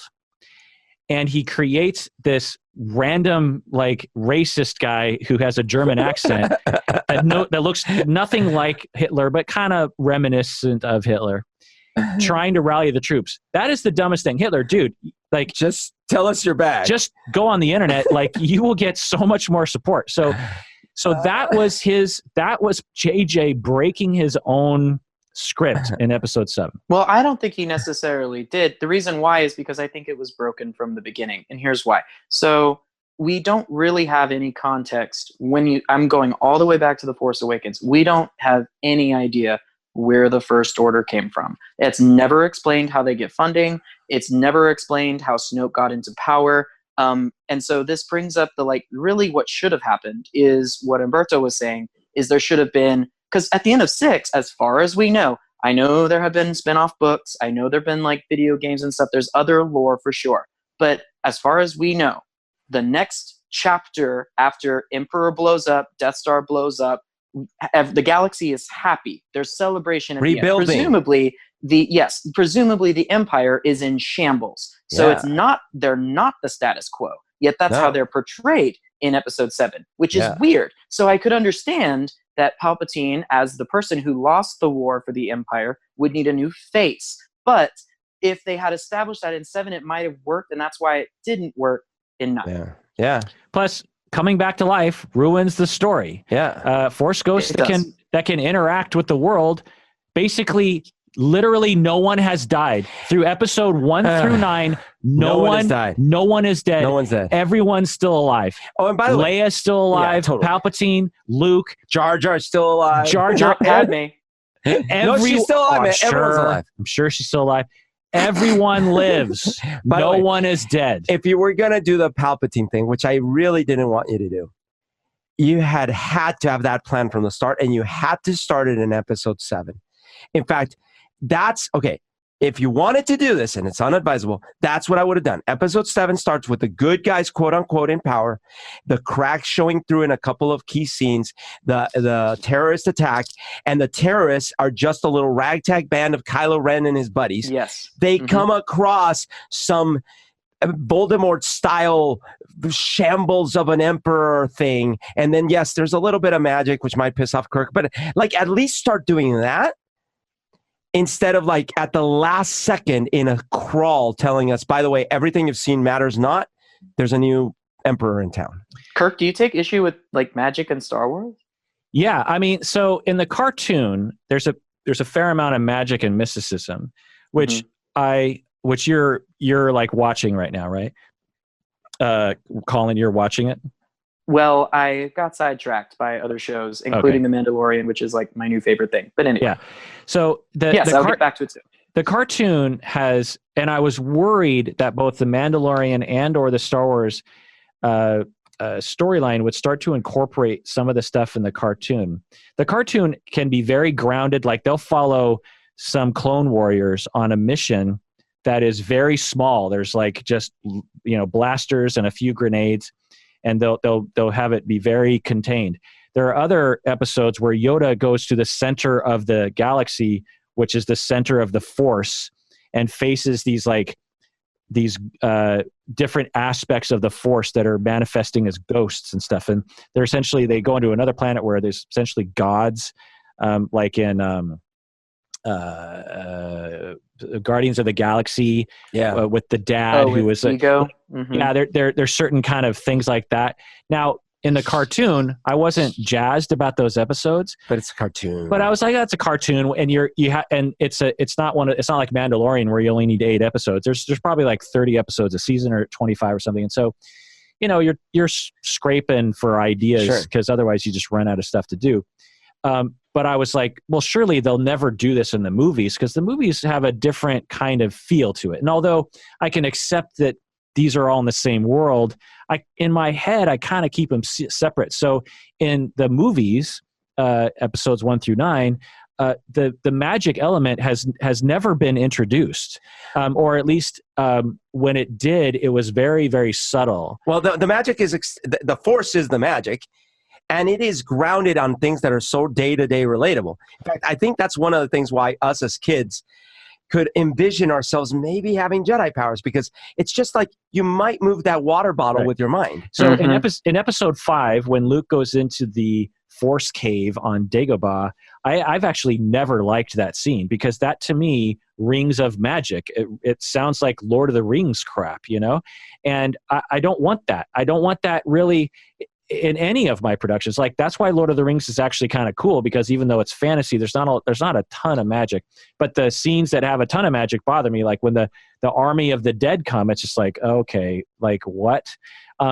So the magical elements of Star Wars were all splattered all over that whiteboard in episode 9, and every time I was rolling my eyes, even though I can accept that in other iterations of the Star Wars product, it shows up sometimes. Yeah.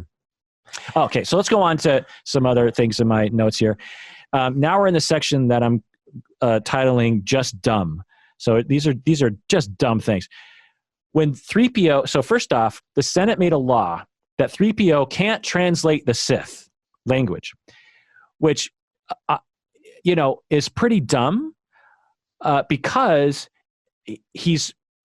it's okay for him to do all these other things that he did with the rebellion, like treason and accessory to murder and thievery and stuff. But you can't use the Sith language, which is just a language. It's not magical. Well, wasn't it implied that because something happened to 3PO when he did it, like he got all like red in the face, and which was like he got So that was another thing. Okay, my eyes rolled back into my head and almost fell out of my face when his eyes turned red. So let me get this straight. They put in little red light bulbs in the case that he actually speaks Sith. Yeah. So the designer of C-3PO, which was Darth Vader. Which was Anakin made from parts. C-3PO. From parts. So that maybe the implication is that there were some standard parts he borrowed.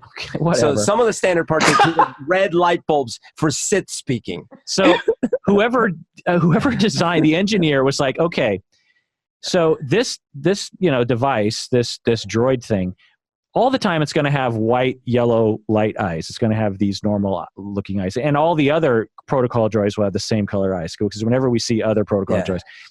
But in the rare circumstance, which is actually against the law, when they do speak Sith, which of course is against their programming, and that'll never happen. But if someone manages to get around that, the eyes will turn red. And he'll be like sit upright, and like his voice will change and be creepy. Yeah. So this is another misunderstanding of the world of Star Wars. You're confusing Lord of the Rings or a mystical or a horror movie. You're basically implying that the Sith, when you it's a very classic horror movie trope, where you find the Necronomicon book and someone's reading it, and that invites the demon into you and possesses. Yeah, that's the whole premise of Evil Dead. Yeah, and it changes your eyes, and your voice changes because a demon is inside of you. So the writers and the directors and all the fucking yes men around these people were like, yeah, that's the same cool universe. When C-3PO reads the Evil Dead language, he becomes rigid, his voice changes, and his eyes turn red. Like, again, if you were an SNL parody, I would understand, because it's like, oh, I get it. You're like mixing the genres. No one would ever write that into a movie. Yeah, my eyes were just complete. Well, all droids have a Sith mode, like in Toy Story. You know how Buzz has Spanish mode. It's like mode. So. Let's see what else here. Oh, the Han Solo, the Harrison Ford scene was again, my eyes, if they weren't already on the floor, they were at this point. Okay, I get afterwards, I thought, oh, I get it. They wanted a revisit of Kylo with his father and his mother to, I heard some speculation where they actually wanted a scene between Leia and Kylo. That's what I heard too. But because Leia was dead, they couldn't do that, which sounds funny to me, because it's like, well, they were already using weird footage. They could have had her, the back of her head, the way they were doing sometimes, and have a voice actress like say the words. You know what I mean? Yeah. So it wasn't like impossible. So they're like, well, we need someone. Okay, how about Han? You've never had a scene tonally like that in Star Wars before, right? Where a non-Force ghost comes back to life and interacts with somebody. Like, and for the first 5 seconds, because I was so because this is far into the movie, I was so disillusioned by all the breaking of the Star Wars universe. Yeah. I was like, oh, I guess Han Solo's alive. Like I thought Han. You literally thought Han was alive. Yeah, because there was so many other absurd things that had happened. I was like, oh, okay, well, okay. I guess that's what's happening now. Or Han you may as well bring Harrison Ford back. Yeah, I mean, I think that, not to talk about strippers again, but that was like the scene where he's when they had him like touch his face, that's very much like, remember when your dad touched your face? You know what I mean? Like, remember that scene where I died? And like, so it's a very, I can see how in the moment, like for me, when I watched it the first time, I, again, was watching the show, the tease show, and it worked on me. And then I watched it again, because I've seen the movie twice, and it didn't work for me. And it's very much like, I have to say that the only reason that scene survives at all is because Adam Driver is just such a good actor. Like, he's totally committing to what is happening, even though it really is kind of something out of like a play that somebody would write in high school. Yeah. Other things here are the horses on the spaceship was, I mean, again, if SNL wrote a parody, especially given that the horses scene in episode 8 was, it's like, this was an indictment on Rian Johnson's script. And you got rid of the good things and kept the bad things. And you go worse. Yeah. Like if you have horses on a planet. Yeah. The next one is horses on a spaceship, outer space. Like arguably that beat was the climax of the entire movie. Oh like everything that was Luke Skywalker with the torpedoes into the exhaust shaft. Yeah. That was that moment where they managed to blow up that antenna thing, right? And so and it was horses. Well, and it was so creatively baffling because, like, I can see, I've already talked about how I can see where you're scrounging for the big bad, where some of the Palpatine stuff could weed itself in, but there was nothing that called for it at the time. It's not like we have nothing to do in this for this scene. Like, why even do it? Where was the need? Who brought that up in the meeting? Yeah. Again, a Star Wars fan, any Star Wars fan would have been like, I don't know if that's a good idea. Yeah, You know what would have made it good for me, though, is if one of the writers was Jar Jar. Then I would have been on board. If he was one of the voices when Rey's hearing all the Jedi, oh, you can do it. Like that. Yeah, you son don't have to be alone. So another thing that would have been so funny. Jar Jar's one of the. I didn't get what you were saying. Jar Jar's one of the Jedi voices. You're so closer to beating the big bad guy. Oh God. Okay, so now again, if Jar Jar was in there, I would not have been surprised. I mean, that's how bad this movie was. Again, just even that notion that somehow Palpatine is Darth Vader, is all those bad people, is like, what? Like, what? Like, what? Okay, so the other thing here is, and this is a pretty obvious one, that I almost fell out of my seat. They get this dagger that looks like a prop. It doesn't look like a dagger. It looks like a piece of foam. They reused it from some other movie, right? Some Indiana Jones type movie. No. They went to Kmart. Like the Mummy. They went to Kmart and bought a kid's toy. And it's Barry Spencer's gifts. Yeah. It looks so dumb. It's like super thick and bulky. Like it's essentially like a rod that made to look like a. Oh, but knife. it's a Sith dagger. Yeah. So first off, I'm looking at that thing going like, what? And so it just looks dumb. And then the whole idea of like, they're trying to find the, Exegol or whatever. And I'm like, okay, they finally get there and, they're walking up to the wreckage of the Death Star, which is just ridiculous. I mean, anything about physics, the thing, like you said, there was bits everywhere. Plus it would disintegrate. And the impact, and then even on the atmosphere. That's true. Yeah, that's true. And then for 30 years, it's in the ocean. It's just anyway. Okay, I can forgive that because there's other dumb things like Starkiller Base was pretty ridiculous in terms of the physics as well. Whatever, but she pulls up the knife. You all remember this. Holds it up to the thing and then sees this little tab and pulls this stupid ass little curvy thing that comes out and then holds it like up. a protractor. Yeah, and then holds it up to what she's looking at. And it points at this specific place. Okay. Which is not specific at all, by the way. Yeah. The second Death Star was like 10 times bigger than the first one. Yeah. The first one was the size of a moon. The second one was the size of a bigger moon. Yeah. So it would be like standing on the moon looking at Earth and and holding everything and going like, oh, it's there. And it's like, well, it's somewhere in Pennsylvania. Okay. So that's okay. But you can forgive that, whatever. And you can use the Force to figure out where to stand ahead of time. Fine. But what you cannot forgive is that she just happens to be in the exact spot where that particular visual weird overlay corresponds with the spot where the Force letter there, man. Well, that's why it's garbage Indiana Jones, because they don't even, if they're referencing Raiders of the Lost Ark, they don't even understand that movie, because the whole plot point is like the Nazis were digging in the wrong place because their staffs were too short. They didn't do the right thing. So, you know what I mean? Like, and we're talking about a difference of like, we're talking about a difference of centimeters. Here we're talking about a difference of like of thousands and thousands of miles. Right. And when that happened, I was like SNL parody, because if you were trying to make fun of JJ, you'd be like, okay, well, what stupid ass Spielberg movie would you incorporate? How about Goonies? Yeah. This was an exact Goonies ripoff. Yeah. And I was like, holy shit. Yeah. Like, no one around JJ was like, dude, don't incorporate Goonies into this. But seriously, you already have the Force, right? Which the one thing that has been well established is that you can sense certain things with the Force.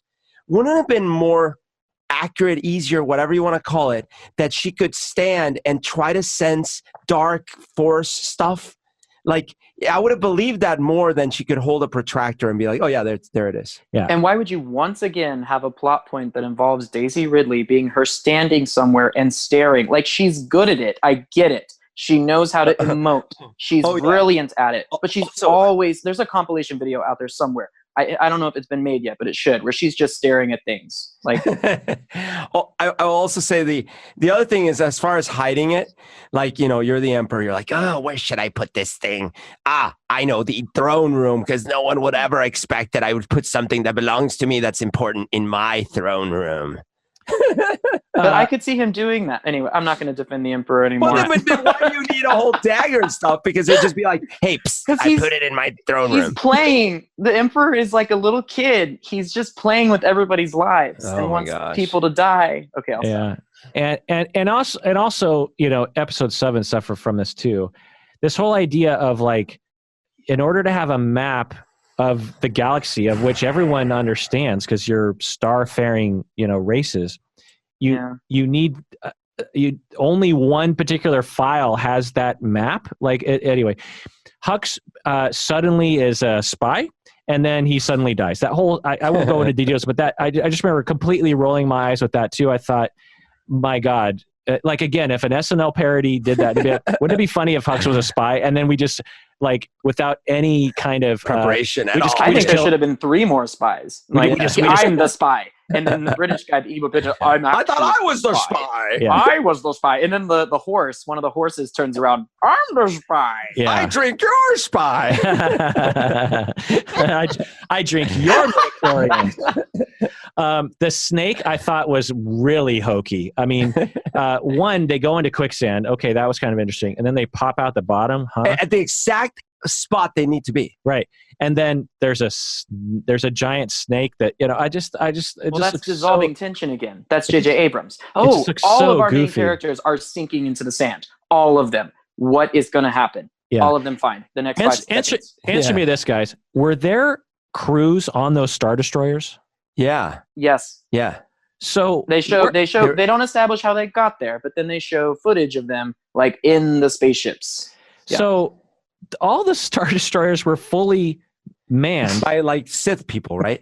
Why did you need the antenna to control all that? Oh, no. The antenna was because, remember, navigating those outer reaches, outer rims, whatever, that's really perilous. And you needed that little Horcrux device.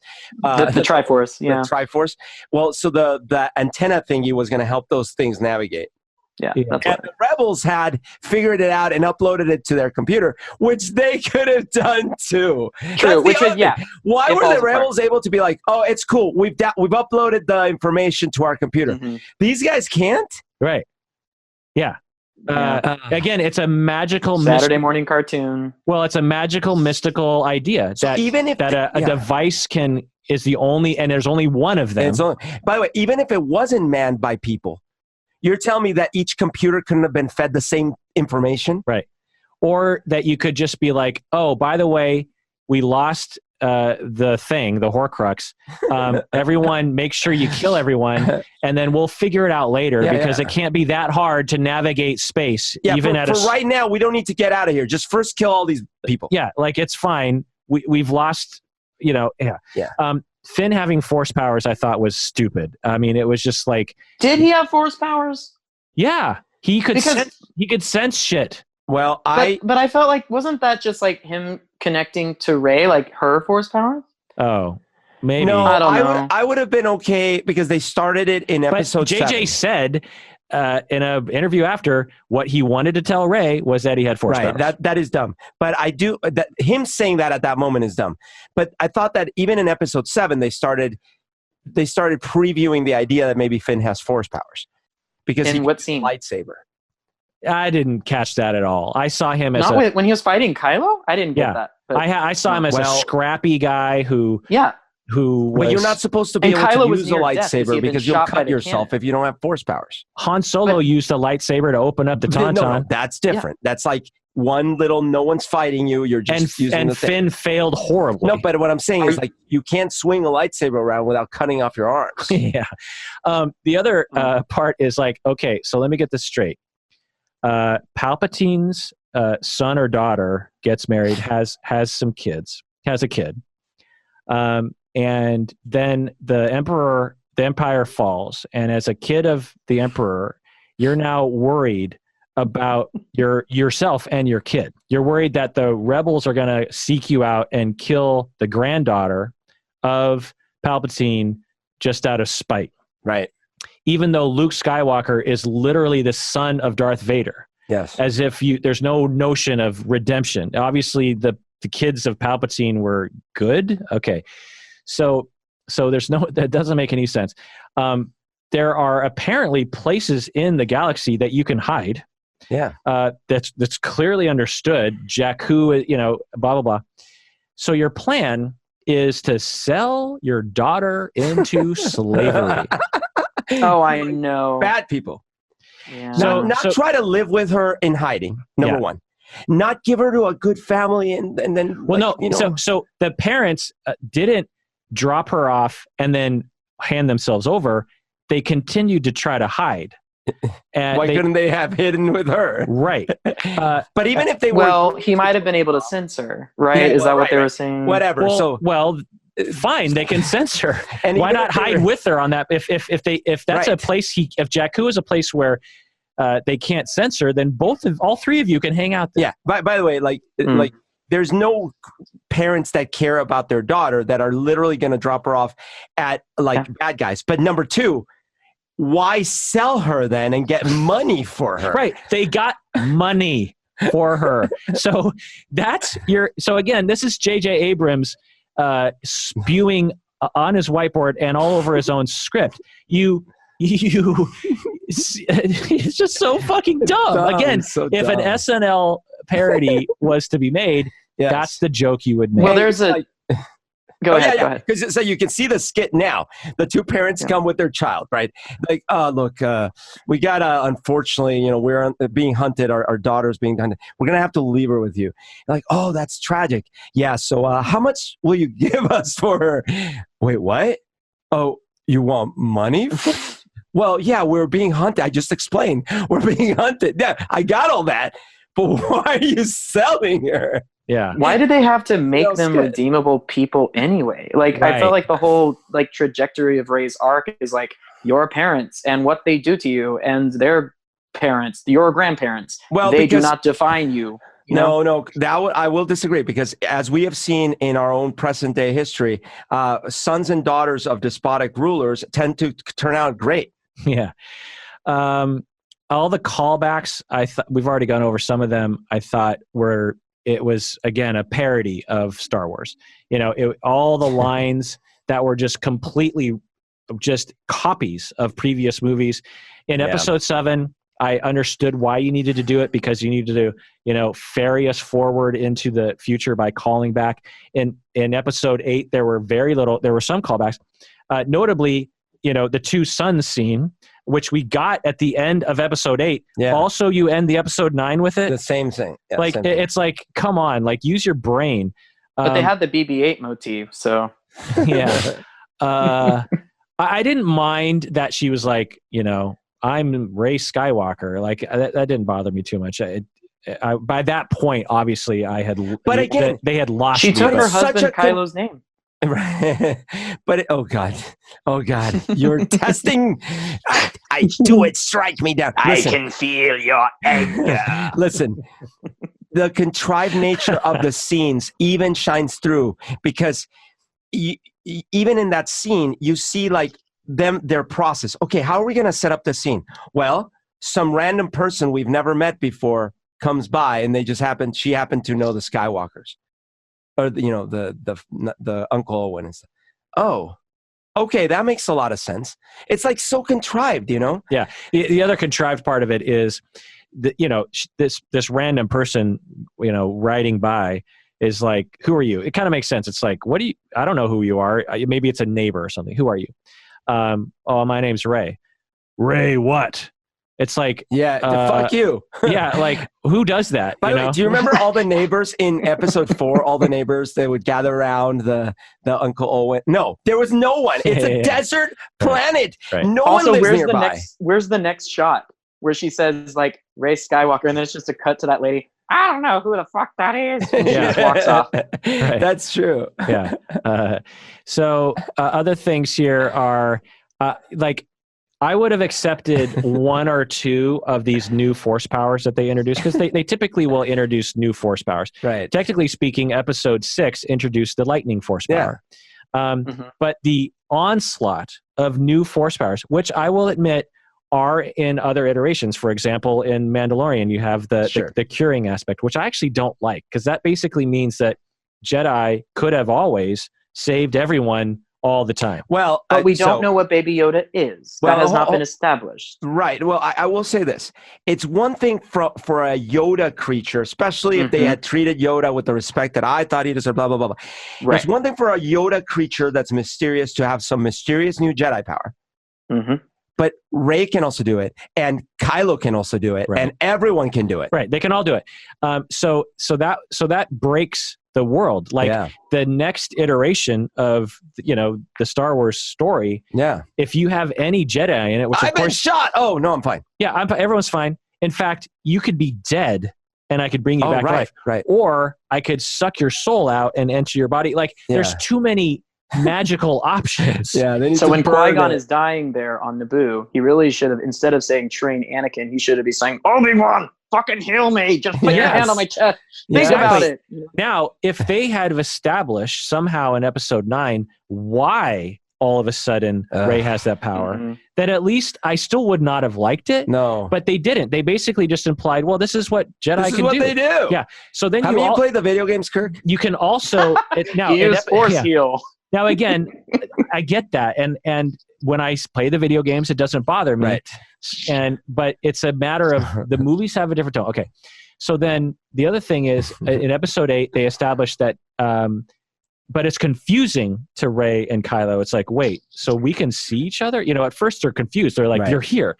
And they let it breathe. They like, this is a new thing. They're not really in control of it. Right. They sort of imply Snoke has some role in it, but it's sort of they let it breathe. It's a new thing. It's an excellent plot device, because you want conversations between Rey and Kylo, but you can't put them together. You can't put them together because that's silly, but you can, and they build that tension so well. Ryan Johnson in this one. They not only had the healing, which I think kind of breaks the whole thing, but when Kylo and Rey healed each other, I kind of like that. But when they were healing the snake, I was just like, oh god. But anyway, because what if the snake is a terrible monster that kills people? Like anyway, the snake has its own spin-off, Kirk. It's coming out. So the other thing is not only can you do that, but they can also it's called Dune. They can also when they're in contact, they can touch each other. which is, again, if that was the only thing they did, like when Kylo grabs the necklace. The other thing they can do is they can transport things to people. They can transport the lightsaber across a span. So now you can literally teleport items across but just the space. two of them because they're force connected. Yeah. You can also force suck soul out. You can also turn yourself into a zombie. You can also send lightning into space and destroy spaceships. Yes. You know, like billions thousands of spaceships. And they needed their Holdo moment, right? They needed the the light speed thing that wrecks the entire fucking fleet. They thought that would be this moment in that film. You know? Exactly. And if you're a Force ghost, you can grab things, you can throw things, you can bring down lightning, you can do a whole bunch of other things. Yeah, it's too much. Too much. Now, to the person on their Snapchat and Facebook's looking up at the screen, as you say, Colin, I get it. Like, they don't know what they're talking about, and they can't recognize a bad script, and so they're like, woo wee. But to anyone that understands the Star Wars universe, you're like, wait, what? Well, it's baffling. It's like if you watch The Hobbit, and you're like, okay, so Gandalf is like able to kind of influence people, and sometimes, if the situation is right, he can maybe bring lightning down. Okay, next movie comes out. They're fighting with ice and fire and earth powers and wind and everything, and everyone's got powers. Yeah, that was just terrible. Let's see, what else? What else can I? Well, before we go back to anything else, I was wondering what y'all thought of the Maz Kanata character, because she's very baffling to me. Talking about like callbacks and references, she seems to have some kind of magic box, like where she just pulls things from old movies out. Like in the first one, she had Luke's lightsaber, and in this one, she has the fucking metal. And she also in the second movie, she like knew the code breaker. She has access to all this information, but it's never explained why. She's not even a Jedi, so I just don't understand. I guess. But they imply she has force powers. She does have force powers. They imply that she can see things the way like Yoda can, or like when she takes her goggles off, she can see inside your soul. I've seen those eyes before. Right. Okay. Okay, so that even though I loved Force Awakens, there were a few things that bothered me a bit. Maz Kanata was one of them. It's part of what bothered me is I actually didn't feel like the visuals of that character matched the voice they gave her. That was one of the things that bothered me. The other thing that bothered me is that she was a little too spunky and like convenient, like a little bit too plot armor kind of thing, But they only used her a bit in Force Awakens, so I was okay with it. But yeah, it is weird. Like all of a sudden, she's got like these pivotal kind of influences and roles to play, but we don't really know why. Where does she come up with this stuff? Yeah, she's a plot device. She's the sage. She's like the Obi-Wan, the Yoda, the wise person who can guide the heroes but doesn't have the physical abilities. Rey levitates in the movie, right? She levitates herself. Doesn't she do that in the movie? I don't remember. Yeah, she's training and she's levitating, and it's weirding me out because she looks less built than she did in The Last Jedi, and she looks younger, and she's wearing the same thing. She's like, they didn't give her like an outfit that's like new. Why is she wearing the shit that she wore on Jakku? Anyway, I don't know. Oh, that's a good point. That was her clothing on Jakku. It's like if Luke Skywalker always wears his Tatooine outfit, even in Hoth. Yeah. So the dumb thing about this is, again, more force powers, is essentially Jedi can fly, because now, what they're trying to riff is Episode 5, when Luke is training on Dagobah with Yoda. In this scene, Luke is in a handstand, and he's making Rox and R2-D2 levitate. And it takes tremendous concentration. Yep.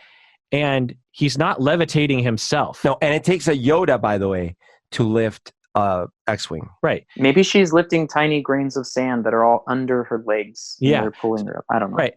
And as she comes down, she does like a flip. Like she has dexterity while she's flying. So again, let me get this straight. So Jedi can fly. They can fly. They can't. Now we know they can jump far. Right. No, now they can fly. They can just fly. Yes. Like that's the new force power. because we think it looks cool. Yes. And the Snapchatters won't notice that we're breaking the universe. Yes. And I'm tired of the blast shield fucking helmet. Like when that happened in episode 4, it was out of context. Like Obi-Wan's just like, they have time to kill. Like, and suddenly, like every Jedi ever uses a blast shield. Now, why? Look, it's one thing to say that Jedi used to blindfold themselves, try to take these senses out of the equation. Of course. But yes, that was in the moment. In fact, a lot of the decisions they've been making ever since episode 1 strips away at the significance of the things that we thought were actually really cool. Mm-hmm. That's an example. It's like, no, that was Obi-Wan being creative in the moment to try to teach a lesson. That wasn't a standard Jedi technique. Oh, another example of this bullshit. Obi-Wan wore desert clothing because he lived in the desert. But all the Jedis wear the same fucking clothing? Then and that's also he's in disguise. He's a Jedi in disguise. Right. That's a Jedi in disguise in standard Jedi issue gear in the desert. Well and done, now in Obi-Wan. episode 1, all the Jedis dress like Obi-Wan. Right. So we can pick holes in all the movies. The Ewoks are, if I was an adult watching episode 6, I would have been like, oh boy. They're cute. Like Yoda, like Baby Yoda. We can overlook bad dialogue in a show just because Baby Yoda is cute, right? But for me, sorry. I've never seen any Star Wars product except the holiday special, whatever, Christmas special, that made me feel as bad as episode 9 did. And I'm glad you guys didn't have that experience. As you can see, I have a lot of rage about it. You had that experience in episode 1, I guess. But even then, not when I first watched it. Yeah, no. Episode. Well, I just wasn't bored. Like I think that for me, the worst thing a Star Wars movie can do is bore me, because I know I'm not watching, some amazing Shakespearean thing play out. It's like, to some degree, I know that this is a movie that needs to reach everybody. So I understand. Like, even I'm gonna go ahead and I'm gonna one more time bring up sex. So like, even the relationships between all the characters are like simplified so that a child, like, it's never really clear in any of the Star Wars movies other than in the original trilogy. And then silly, in a silly way in the, prequels, like, who is in a relationship outside of like 2 main characters? Even in those movies, there weren't anybody. So like, everyone in this movie, like, it's never fully established, like which rebels are together. You know what I mean? So it's like the level of storytelling, they're working on like a sort of, this is for children. So I guess that's, So you're like pre-excusing the movie is what I hear a lot of these from you about this movie. It's like, well, yeah, because I was already not thinking that. Okay, that's I can see where you're coming from. For me, I gotta say, I don't remember how I felt. In all truth, I don't remember how I felt exactly when I first saw episode 2 and 3. I know that episode 3 I actually thought was entertaining. Like, I was like, okay, this is better. Like, that's how I felt. Other than Darth Vader going, no, and Amidala dying because she gave up the will to, that's bullshit. I actually was entertained in episode 3. I remember feeling, and I remember going out of the movie going, okay, if the first 2 had been more like this, that kind of thing. And I know when I watched episode 1 the first time, I liked it, right? I don't know about episode 2. I don't remember. But I will say this. In episode 7, in episode 8, in Rogue One, I cried. And I know you guys did. In this movie, I didn't even come close to shedding a tear, and that's a bad sign. Yeah. So go ahead, Colin. No, I think that, like, for me, even though there are flaws in the other Star Wars movies, like, they do have a lasting, they're resounding in some way, and they stick with me. Versus like this one right now, it's a 6. I don't think that's going to be the final number. I don't see episode 9 as being very rewatchable for me. Like, it's going to burn out, because that's the kind of script that it was. It was not built to last. And really, of these, only the first 2 of this new trilogy were. Anyway, go ahead, Kirk. So the question I have for myself is did episode 9 ruin Star Wars for me? Because so I was reading that book that is the in-between 8 and 9 book.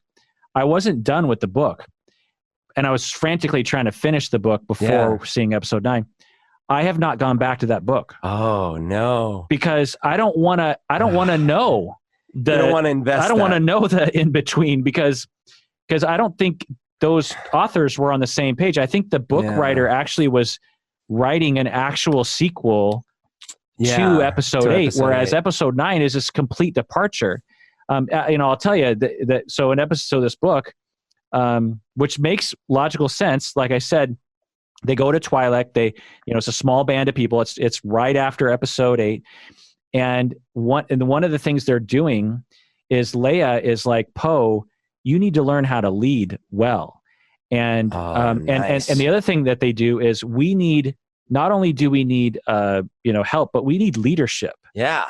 Because all of our leadership is dead.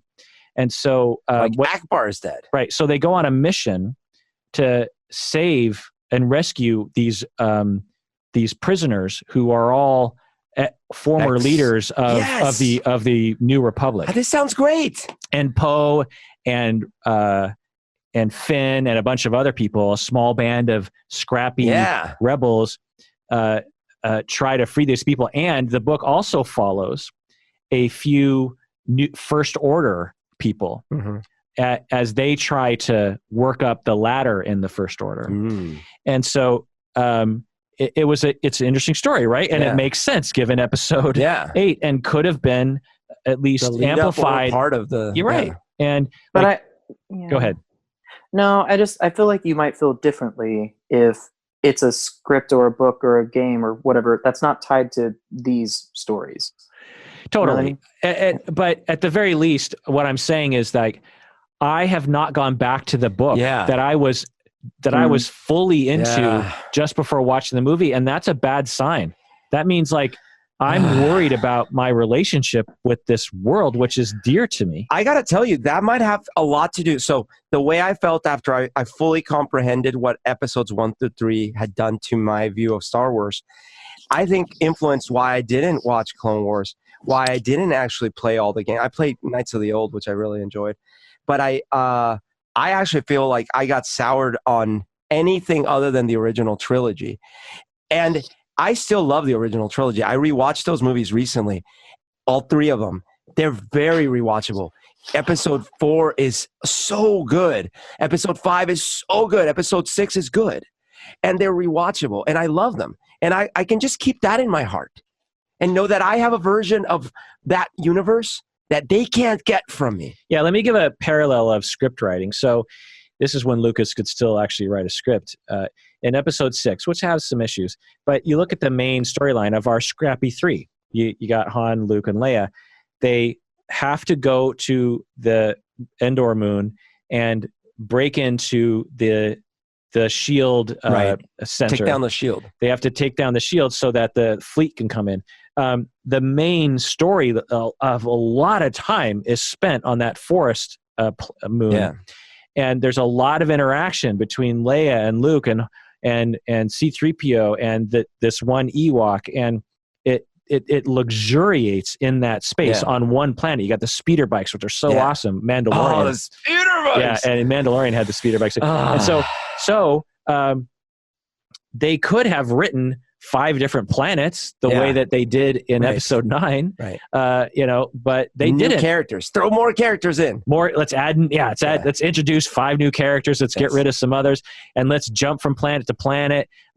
Let's have C-3PO turn his eyes red, and let's ruin Star Wars for us. And Lando just has like a cameo every now and then, like, oh, I'm still here. Yeah. But he's not like even in the movie. But instead, you have this pretty good script of the moon. You have Luke going to Darth and the Emperor. You have the fleet trying to make their plans to blow up the. It all works in concert, and it's simple. It's not complicated. Oh, and by the way, and there's no knife with a thing that comes out that points to a magical Horcrux. Someone I was listening to made this point.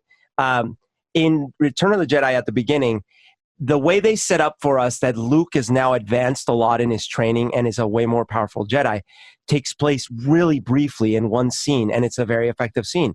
He comes into Jabba's palace and immediately, easily, with no effort, force chokes the 2 Gamorrean guards.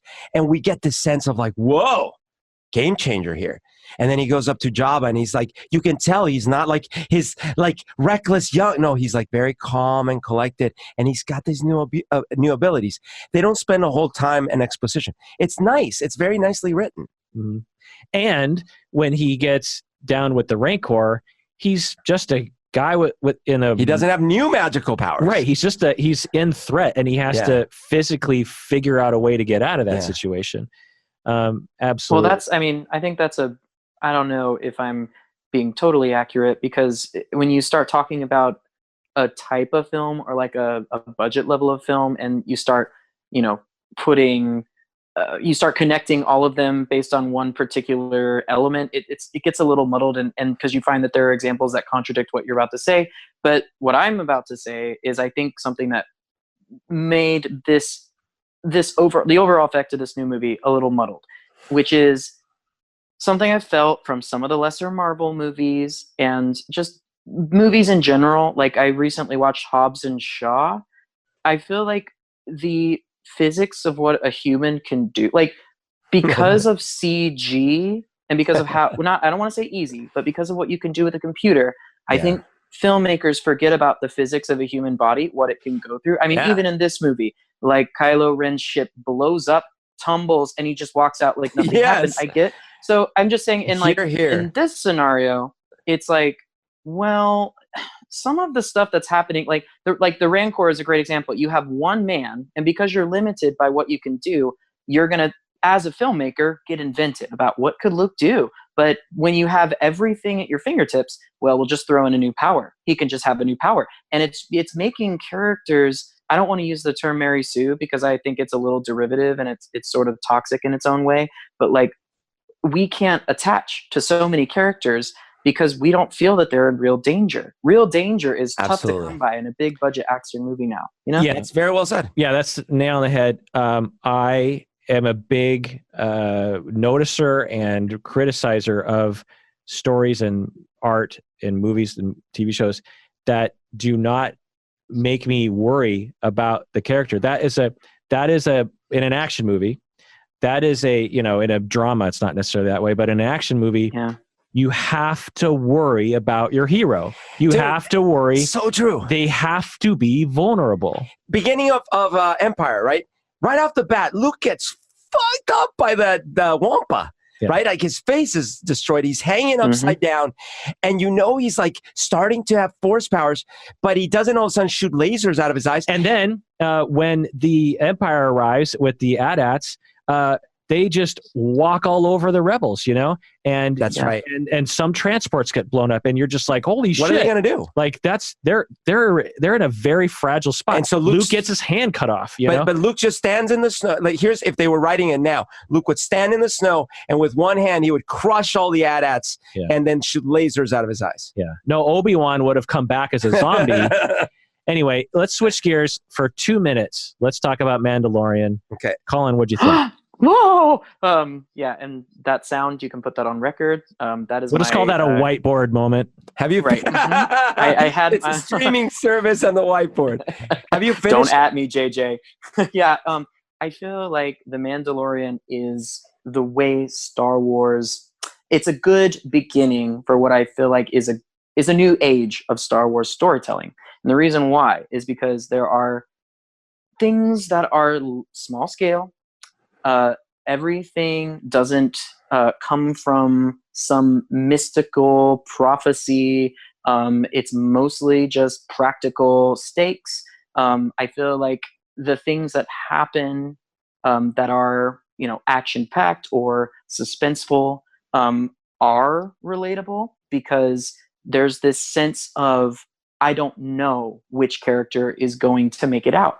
I don't know what the plot is going to do. There's a sense of you can't really predict what's going to happen with The Mandalorian, and each episode feels fresh. There's this like short story element where, yes, there's an overarching plot of Baby Yoda and the Mandalorian protecting him and the bad guys coming and trying to get him, but all the episodes feel drastically different. Like the one where they go hide in that secluded village.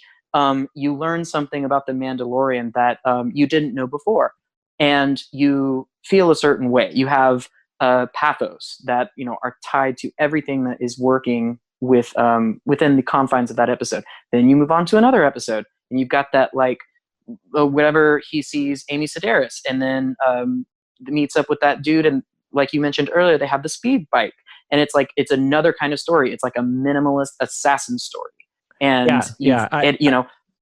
I couldn't agree more. I love Mandalorian. I think I gave it like a 9 out of 10 on IMDb.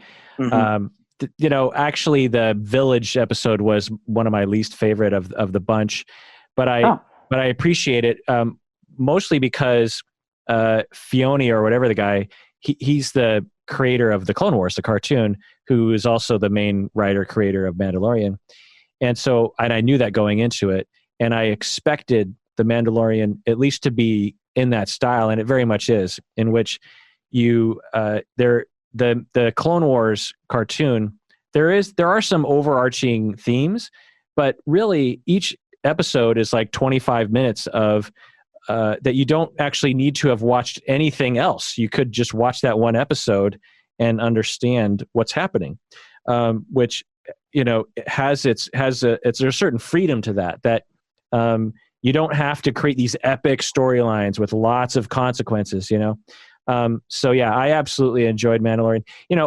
If it was a movie, I think we'd hold it to a higher standard and we might poke holes in it.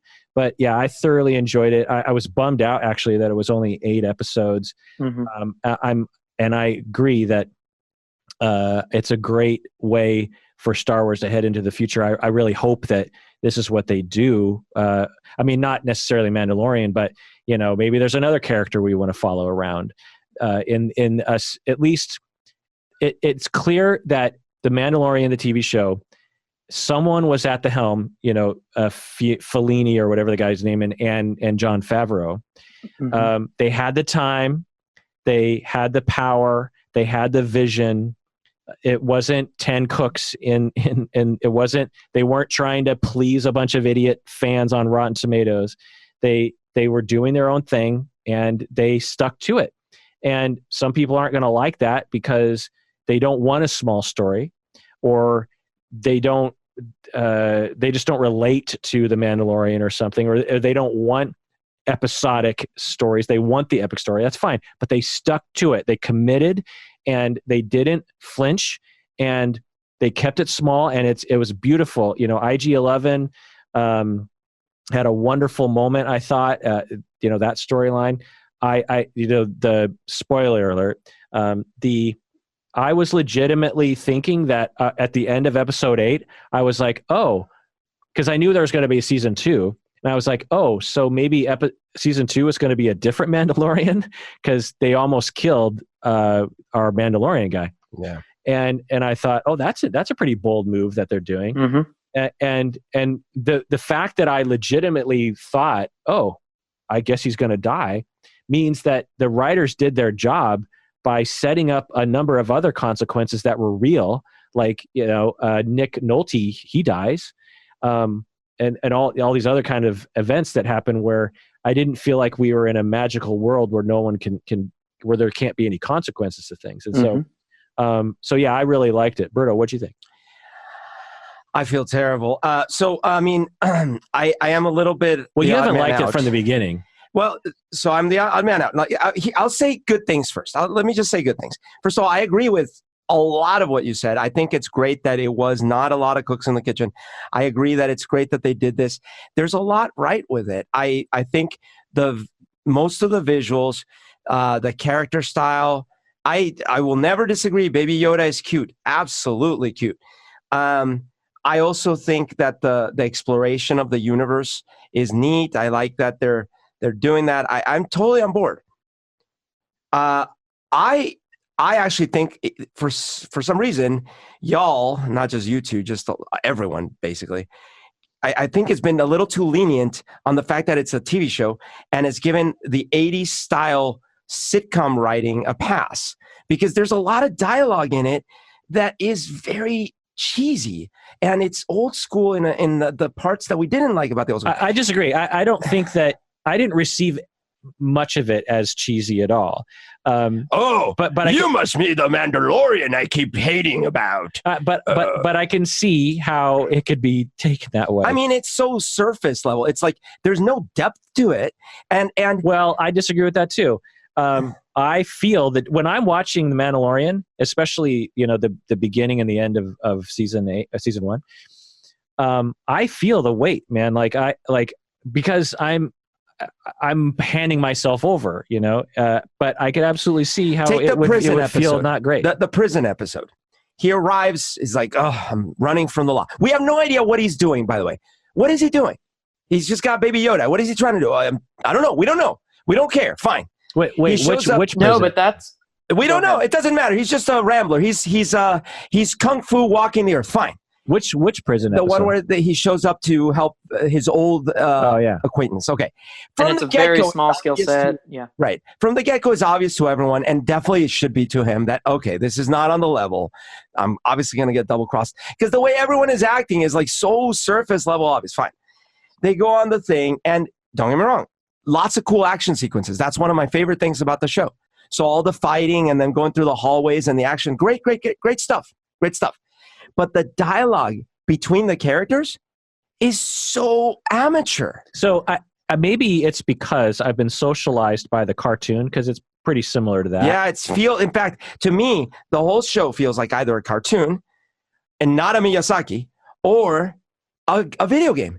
A lot of the things in it are like the kind of storytelling I expect out of a video game. All right, Mando, you get... Like the one scene where it's like, oh, Mando, well, I'm surprised you made it alive, but I made it alive too, so I guess that makes us even. So now, if you come back, I have a new reward for you. Like, that's a video game. Okay, but a lot of things are like video games and are good. So just the fact that it didn't land with you... Like an average video game. It didn't land with you, fine. It didn't. Those aspects but that's not an indictment, Having something be like a video game doesn't mean it's a bad thing. I love the action scenes. Tron, the movie Tron, the first one, I love that. That is absolutely a video game, but I love that movie. So just that it's like a video game isn't mean it's a bad thing. So you can have a big impact with a simple story, and you can plot it well. Like the whole thing about you set up a simple premise, right? And we've seen it before. Like, okay, so this character of the Mandalorian has been abandoned by his family, and there's that's we've seen it 1,000 times. Literally, you saw it 1,000 times in the show because they keep showing you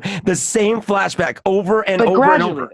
The thing about that thing, I think it's not subtle. You didn't learn nice dialogue, clever dialogue between characters. Instead, they literally show you flashbacks over and over to the point where you're like, I get it. He was abandoned. The robots killed his parents. I get it. That's why he hates robots. It is so on the nose, on the head, whatever the expression is. There's no subtlety to the show. Look, love the action sequences.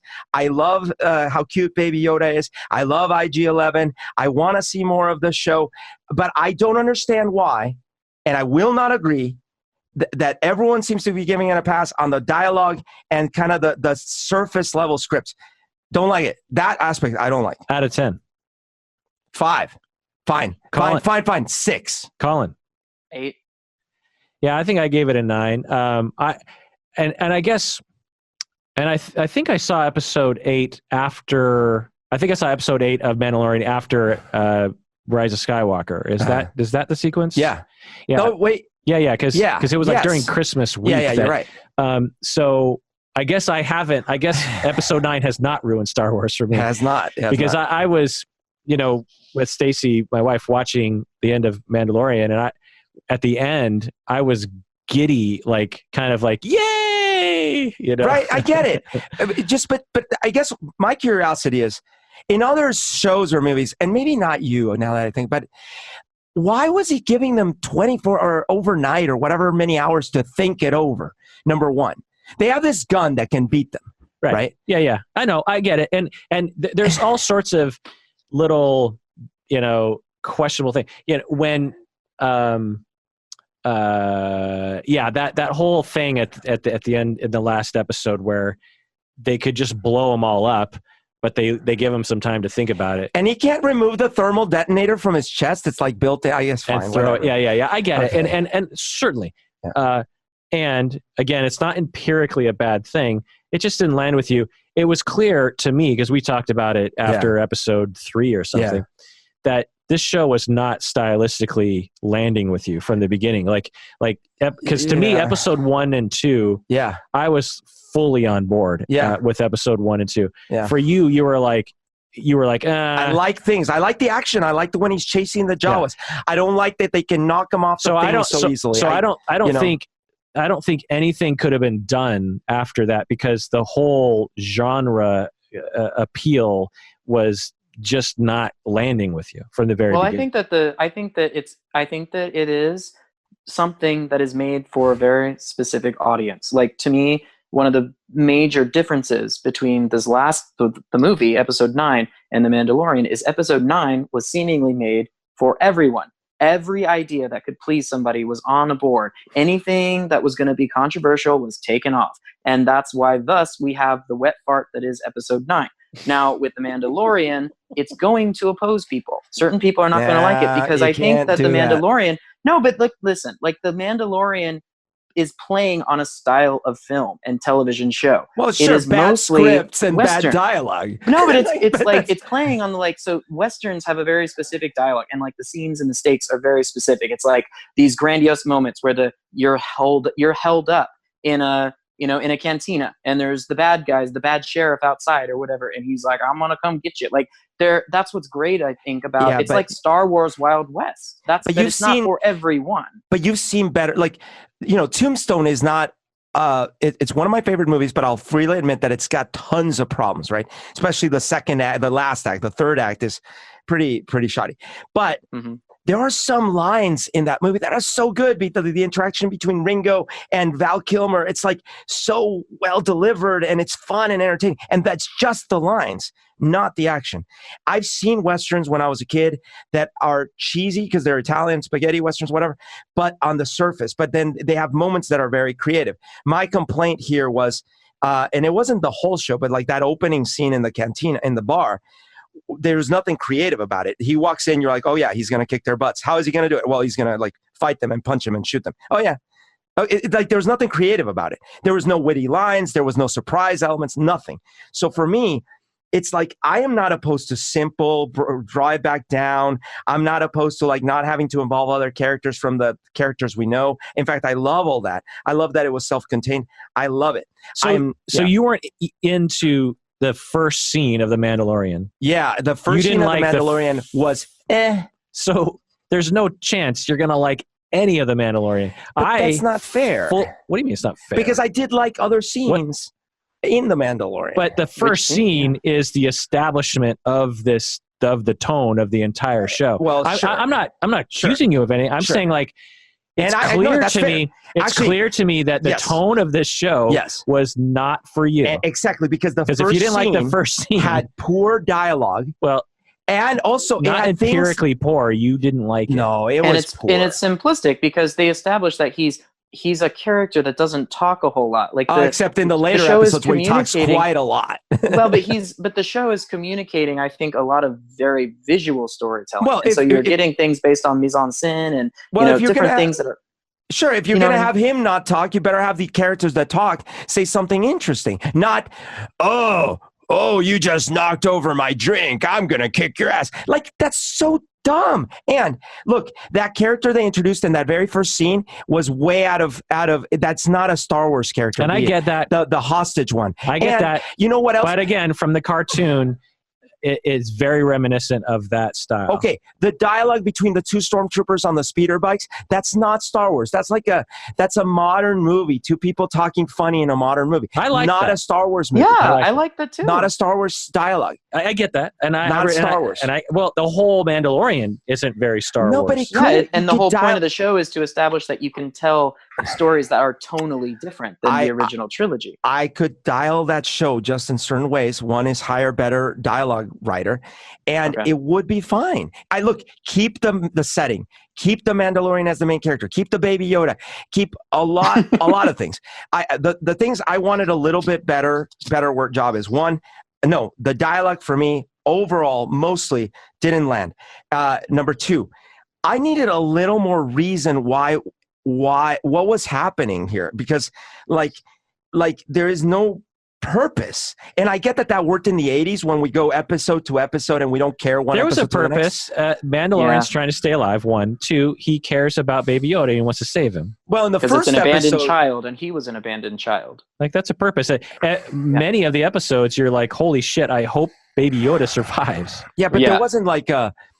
Okay, this maybe we won't agree on this one. I think the thing with the opening is like, okay, I get it. He's a bounty hunter. He just cares for himself. Within one episode, his character changes, and the rest of this series, his character is not the opening scene's character. So, but again, it didn't land with you. But for me, do you agree with that? No, I don't agree with that, because I don't agree either. He gave Baby Yoda up, and then later on regretted it. And he's continuously ruthless. Barely with the gave him up. like that. Barely. Like that What do you mean character. barely gave him up. He handed him over and accepted the payment and walked To away. Werner Herzog. First of all, he shot IG-11 in the head. Number one. Because he wanted more money, because the guy said he wanted him alive. That's not the sense I got from that scene. What are you talking about? He I was think that's talking to what he Werner might have- Herzog and the doctor, and Werner Herzog was like, feel free to kill him, but the doctor wanted him alive, and Yeah, so but he's that like, didn't okay. mean more money. Well, No, the sense I got from the scene is that he all of a sudden felt some feelings. yeah, so he said, Probably because he's a foundling, whatever. But he's a Right. he's feeling multiple things. By the way, It's multiple, you know what I mean? Right. I still don't understand why when you shoot IG-11 in the head, he's dead permanently. But when he gets shot repeatedly by even more powerful blasters all over his body, he's fine. But fine. Like, what I'm saying is, I don't understand why so many people like yourselves give it so many free passes. because, Berto, we have better taste than you. Okay. I just think that it's doing the right. I just think that like what I think it's working. I think it's a well-oiled machine. I think is you all guys I'm are saying. Stockholm syndrome victims from the bad stuff that's happened. And You now know, you're- this stuff's great. He only beats me a little bit. Well, yeah, you joke about that, but like, and I have thought about that with Star Wars fans. It's like there's so many masochistic people that like want to digest Star Wars just so they can hate it, and then like or they want other people in the Star Wars community to like berate them, and then also the sadists that like they just want to go see it so they can throw popcorn at the screen. If you two want to yell at me about something that I just realized is egregious, is there's no way I should give the same score to the movie as I do The Mandalorian. That's fair. So I'm going to change my scores, and I'm officially making the movie a 4 and The Mandalorian a 6. Ooh. Done deal. Oh.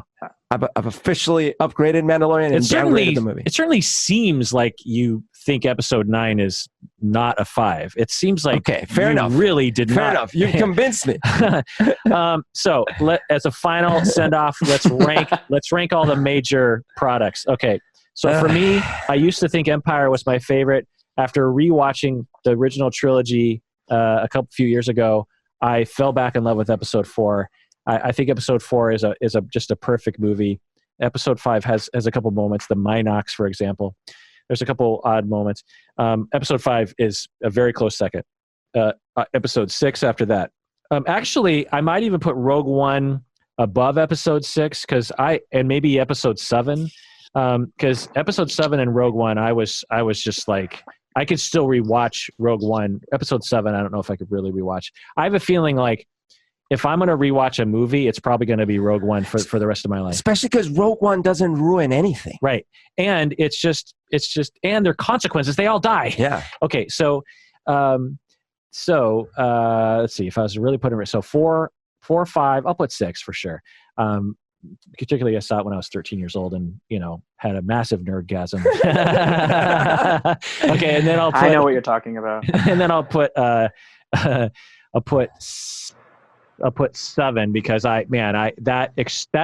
emotional experience. Then I'll put Rogue One. Okay. Then I'll put I'll put Mandalorian. This is hard. And then I'll put Episode 8. And then Solo. And then Solo. And then 3. And then Oh, you like Solo better than 3. Okay. And then maybe 2 and then 1 and then 9. Okay, good. Colin. My order is a little controversial, I guess. 5, then 4, with not too bad. Right after that, it's The Last Jedi, and then right after that, I like it. Well, you might not anymore, because right after that is episode 3. Can't help it. Don't know why. Well, you're young. How old are you? I'm 28. Right. So you saw this movie when you were what, baby. 10 or something? I saw episode 3. Yeah.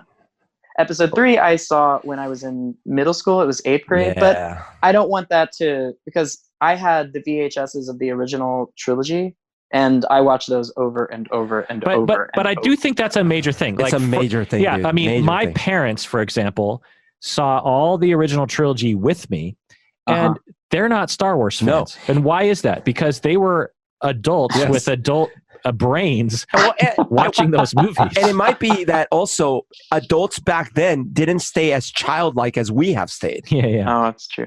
Oh, yeah. And so I think that's a factor. I think that's a factor. Okay. So after 3, did I say after 3? Is Force Awakens, and then right after that would be Rogue One. Then after that, episode, and again, this is gonna get weird. Episode 2. Then after that, Solo. No. And then after that, episode 1. Where's Mandalorian in there? Oh, duh. Mandalorian would be right before The Last Jedi. So it'd be, I guess that would be 3rd on my list. Yeah. Wow. I love The Mandalorian. Yeah. Wow. Mm-hmm. It got better for me with every episode. It just it was exactly what I wanted, what I needed, all that good stuff. No. I like your list. It's a very good list. I don't dislike 1 through 3 that much, and so I totally respect that. Berto, yours. All right. So so episode 5 for me is in the first slot, not only because Hoth and just like Han and Leia, and then the Yoda and Bespin, and like so many good things. And then the battle between Luke and Darth. Oh, dude, my God. It's never been topped. Never. Oh my God. No. But it was also the first one I ever saw in the theater.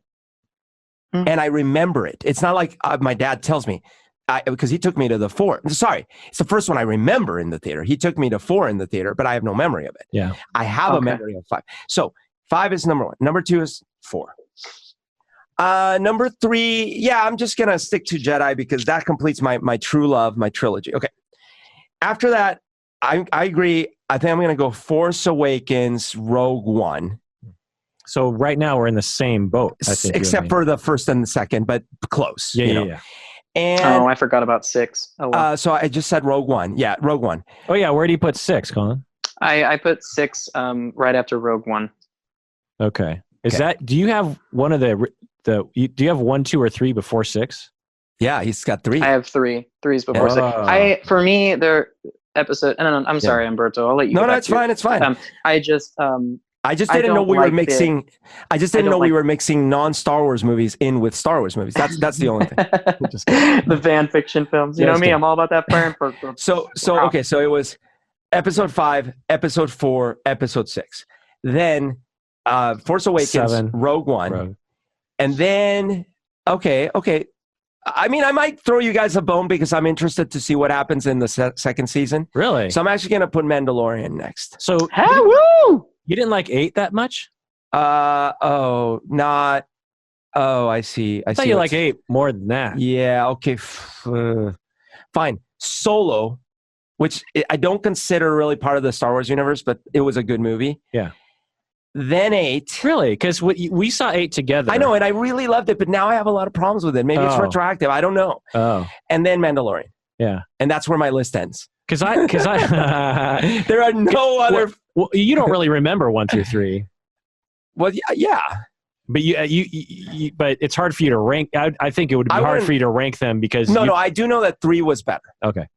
I guess I put 9 just before Solo. Fuck, my list. If I were ranking the original, not the original. If I were ranking 1 through 3, I think from what I remember it would be 3, 1. Oh, I just threw up, and then 2. I guess I don't know. You like 2 less? I don't know, man. It's like asking me like, do you prefer to eat vomit or vomit that's been puked on? Like, I don't know. Yeah, it's hard for me to know too because 1 has some awesome Darth Maul. Yeah, the Qui-Gon, the fight. And I did like it when I first saw it. Yeah. Well, I like Ewan McGregor, so I think that's partly why I like 2. more. You know what I it is? And maybe this is true, and maybe this is true with like episode 8 for me, but it's definitely true with episodes 1 through 3. I'm so disappointed because it could have been so awesome, so perfect, so great. And so maybe that's why I get extra angry, is that like you didn't have to make so many silly things in there. But anyways. All right. So yeah, that's my rank. It's what it is. People, it's 3 hours later. So if you're still listening, get a life. And please take care of yourself. Colin, our special Texas correspondent, why should people take care of themselves? That's great. Is that the droid? Is that the droid guy? That's a droid. I don't know. That was supposed to be Huttese. God, I'm such a nerd. That actually sounds, you know what it sounds like? It sounds like one of the droids in Star Wars in the Jawa? In the Jawa. Oh yeah. Thing, But we should do let me beep boop, and then you can be C3PO Humberto and you can translate. So why should they beep boop boop boop boop beep? Did you just do C3? Oh no, I'm yeah. R2 said R2 says this little rebel is going to be late and you deserve it.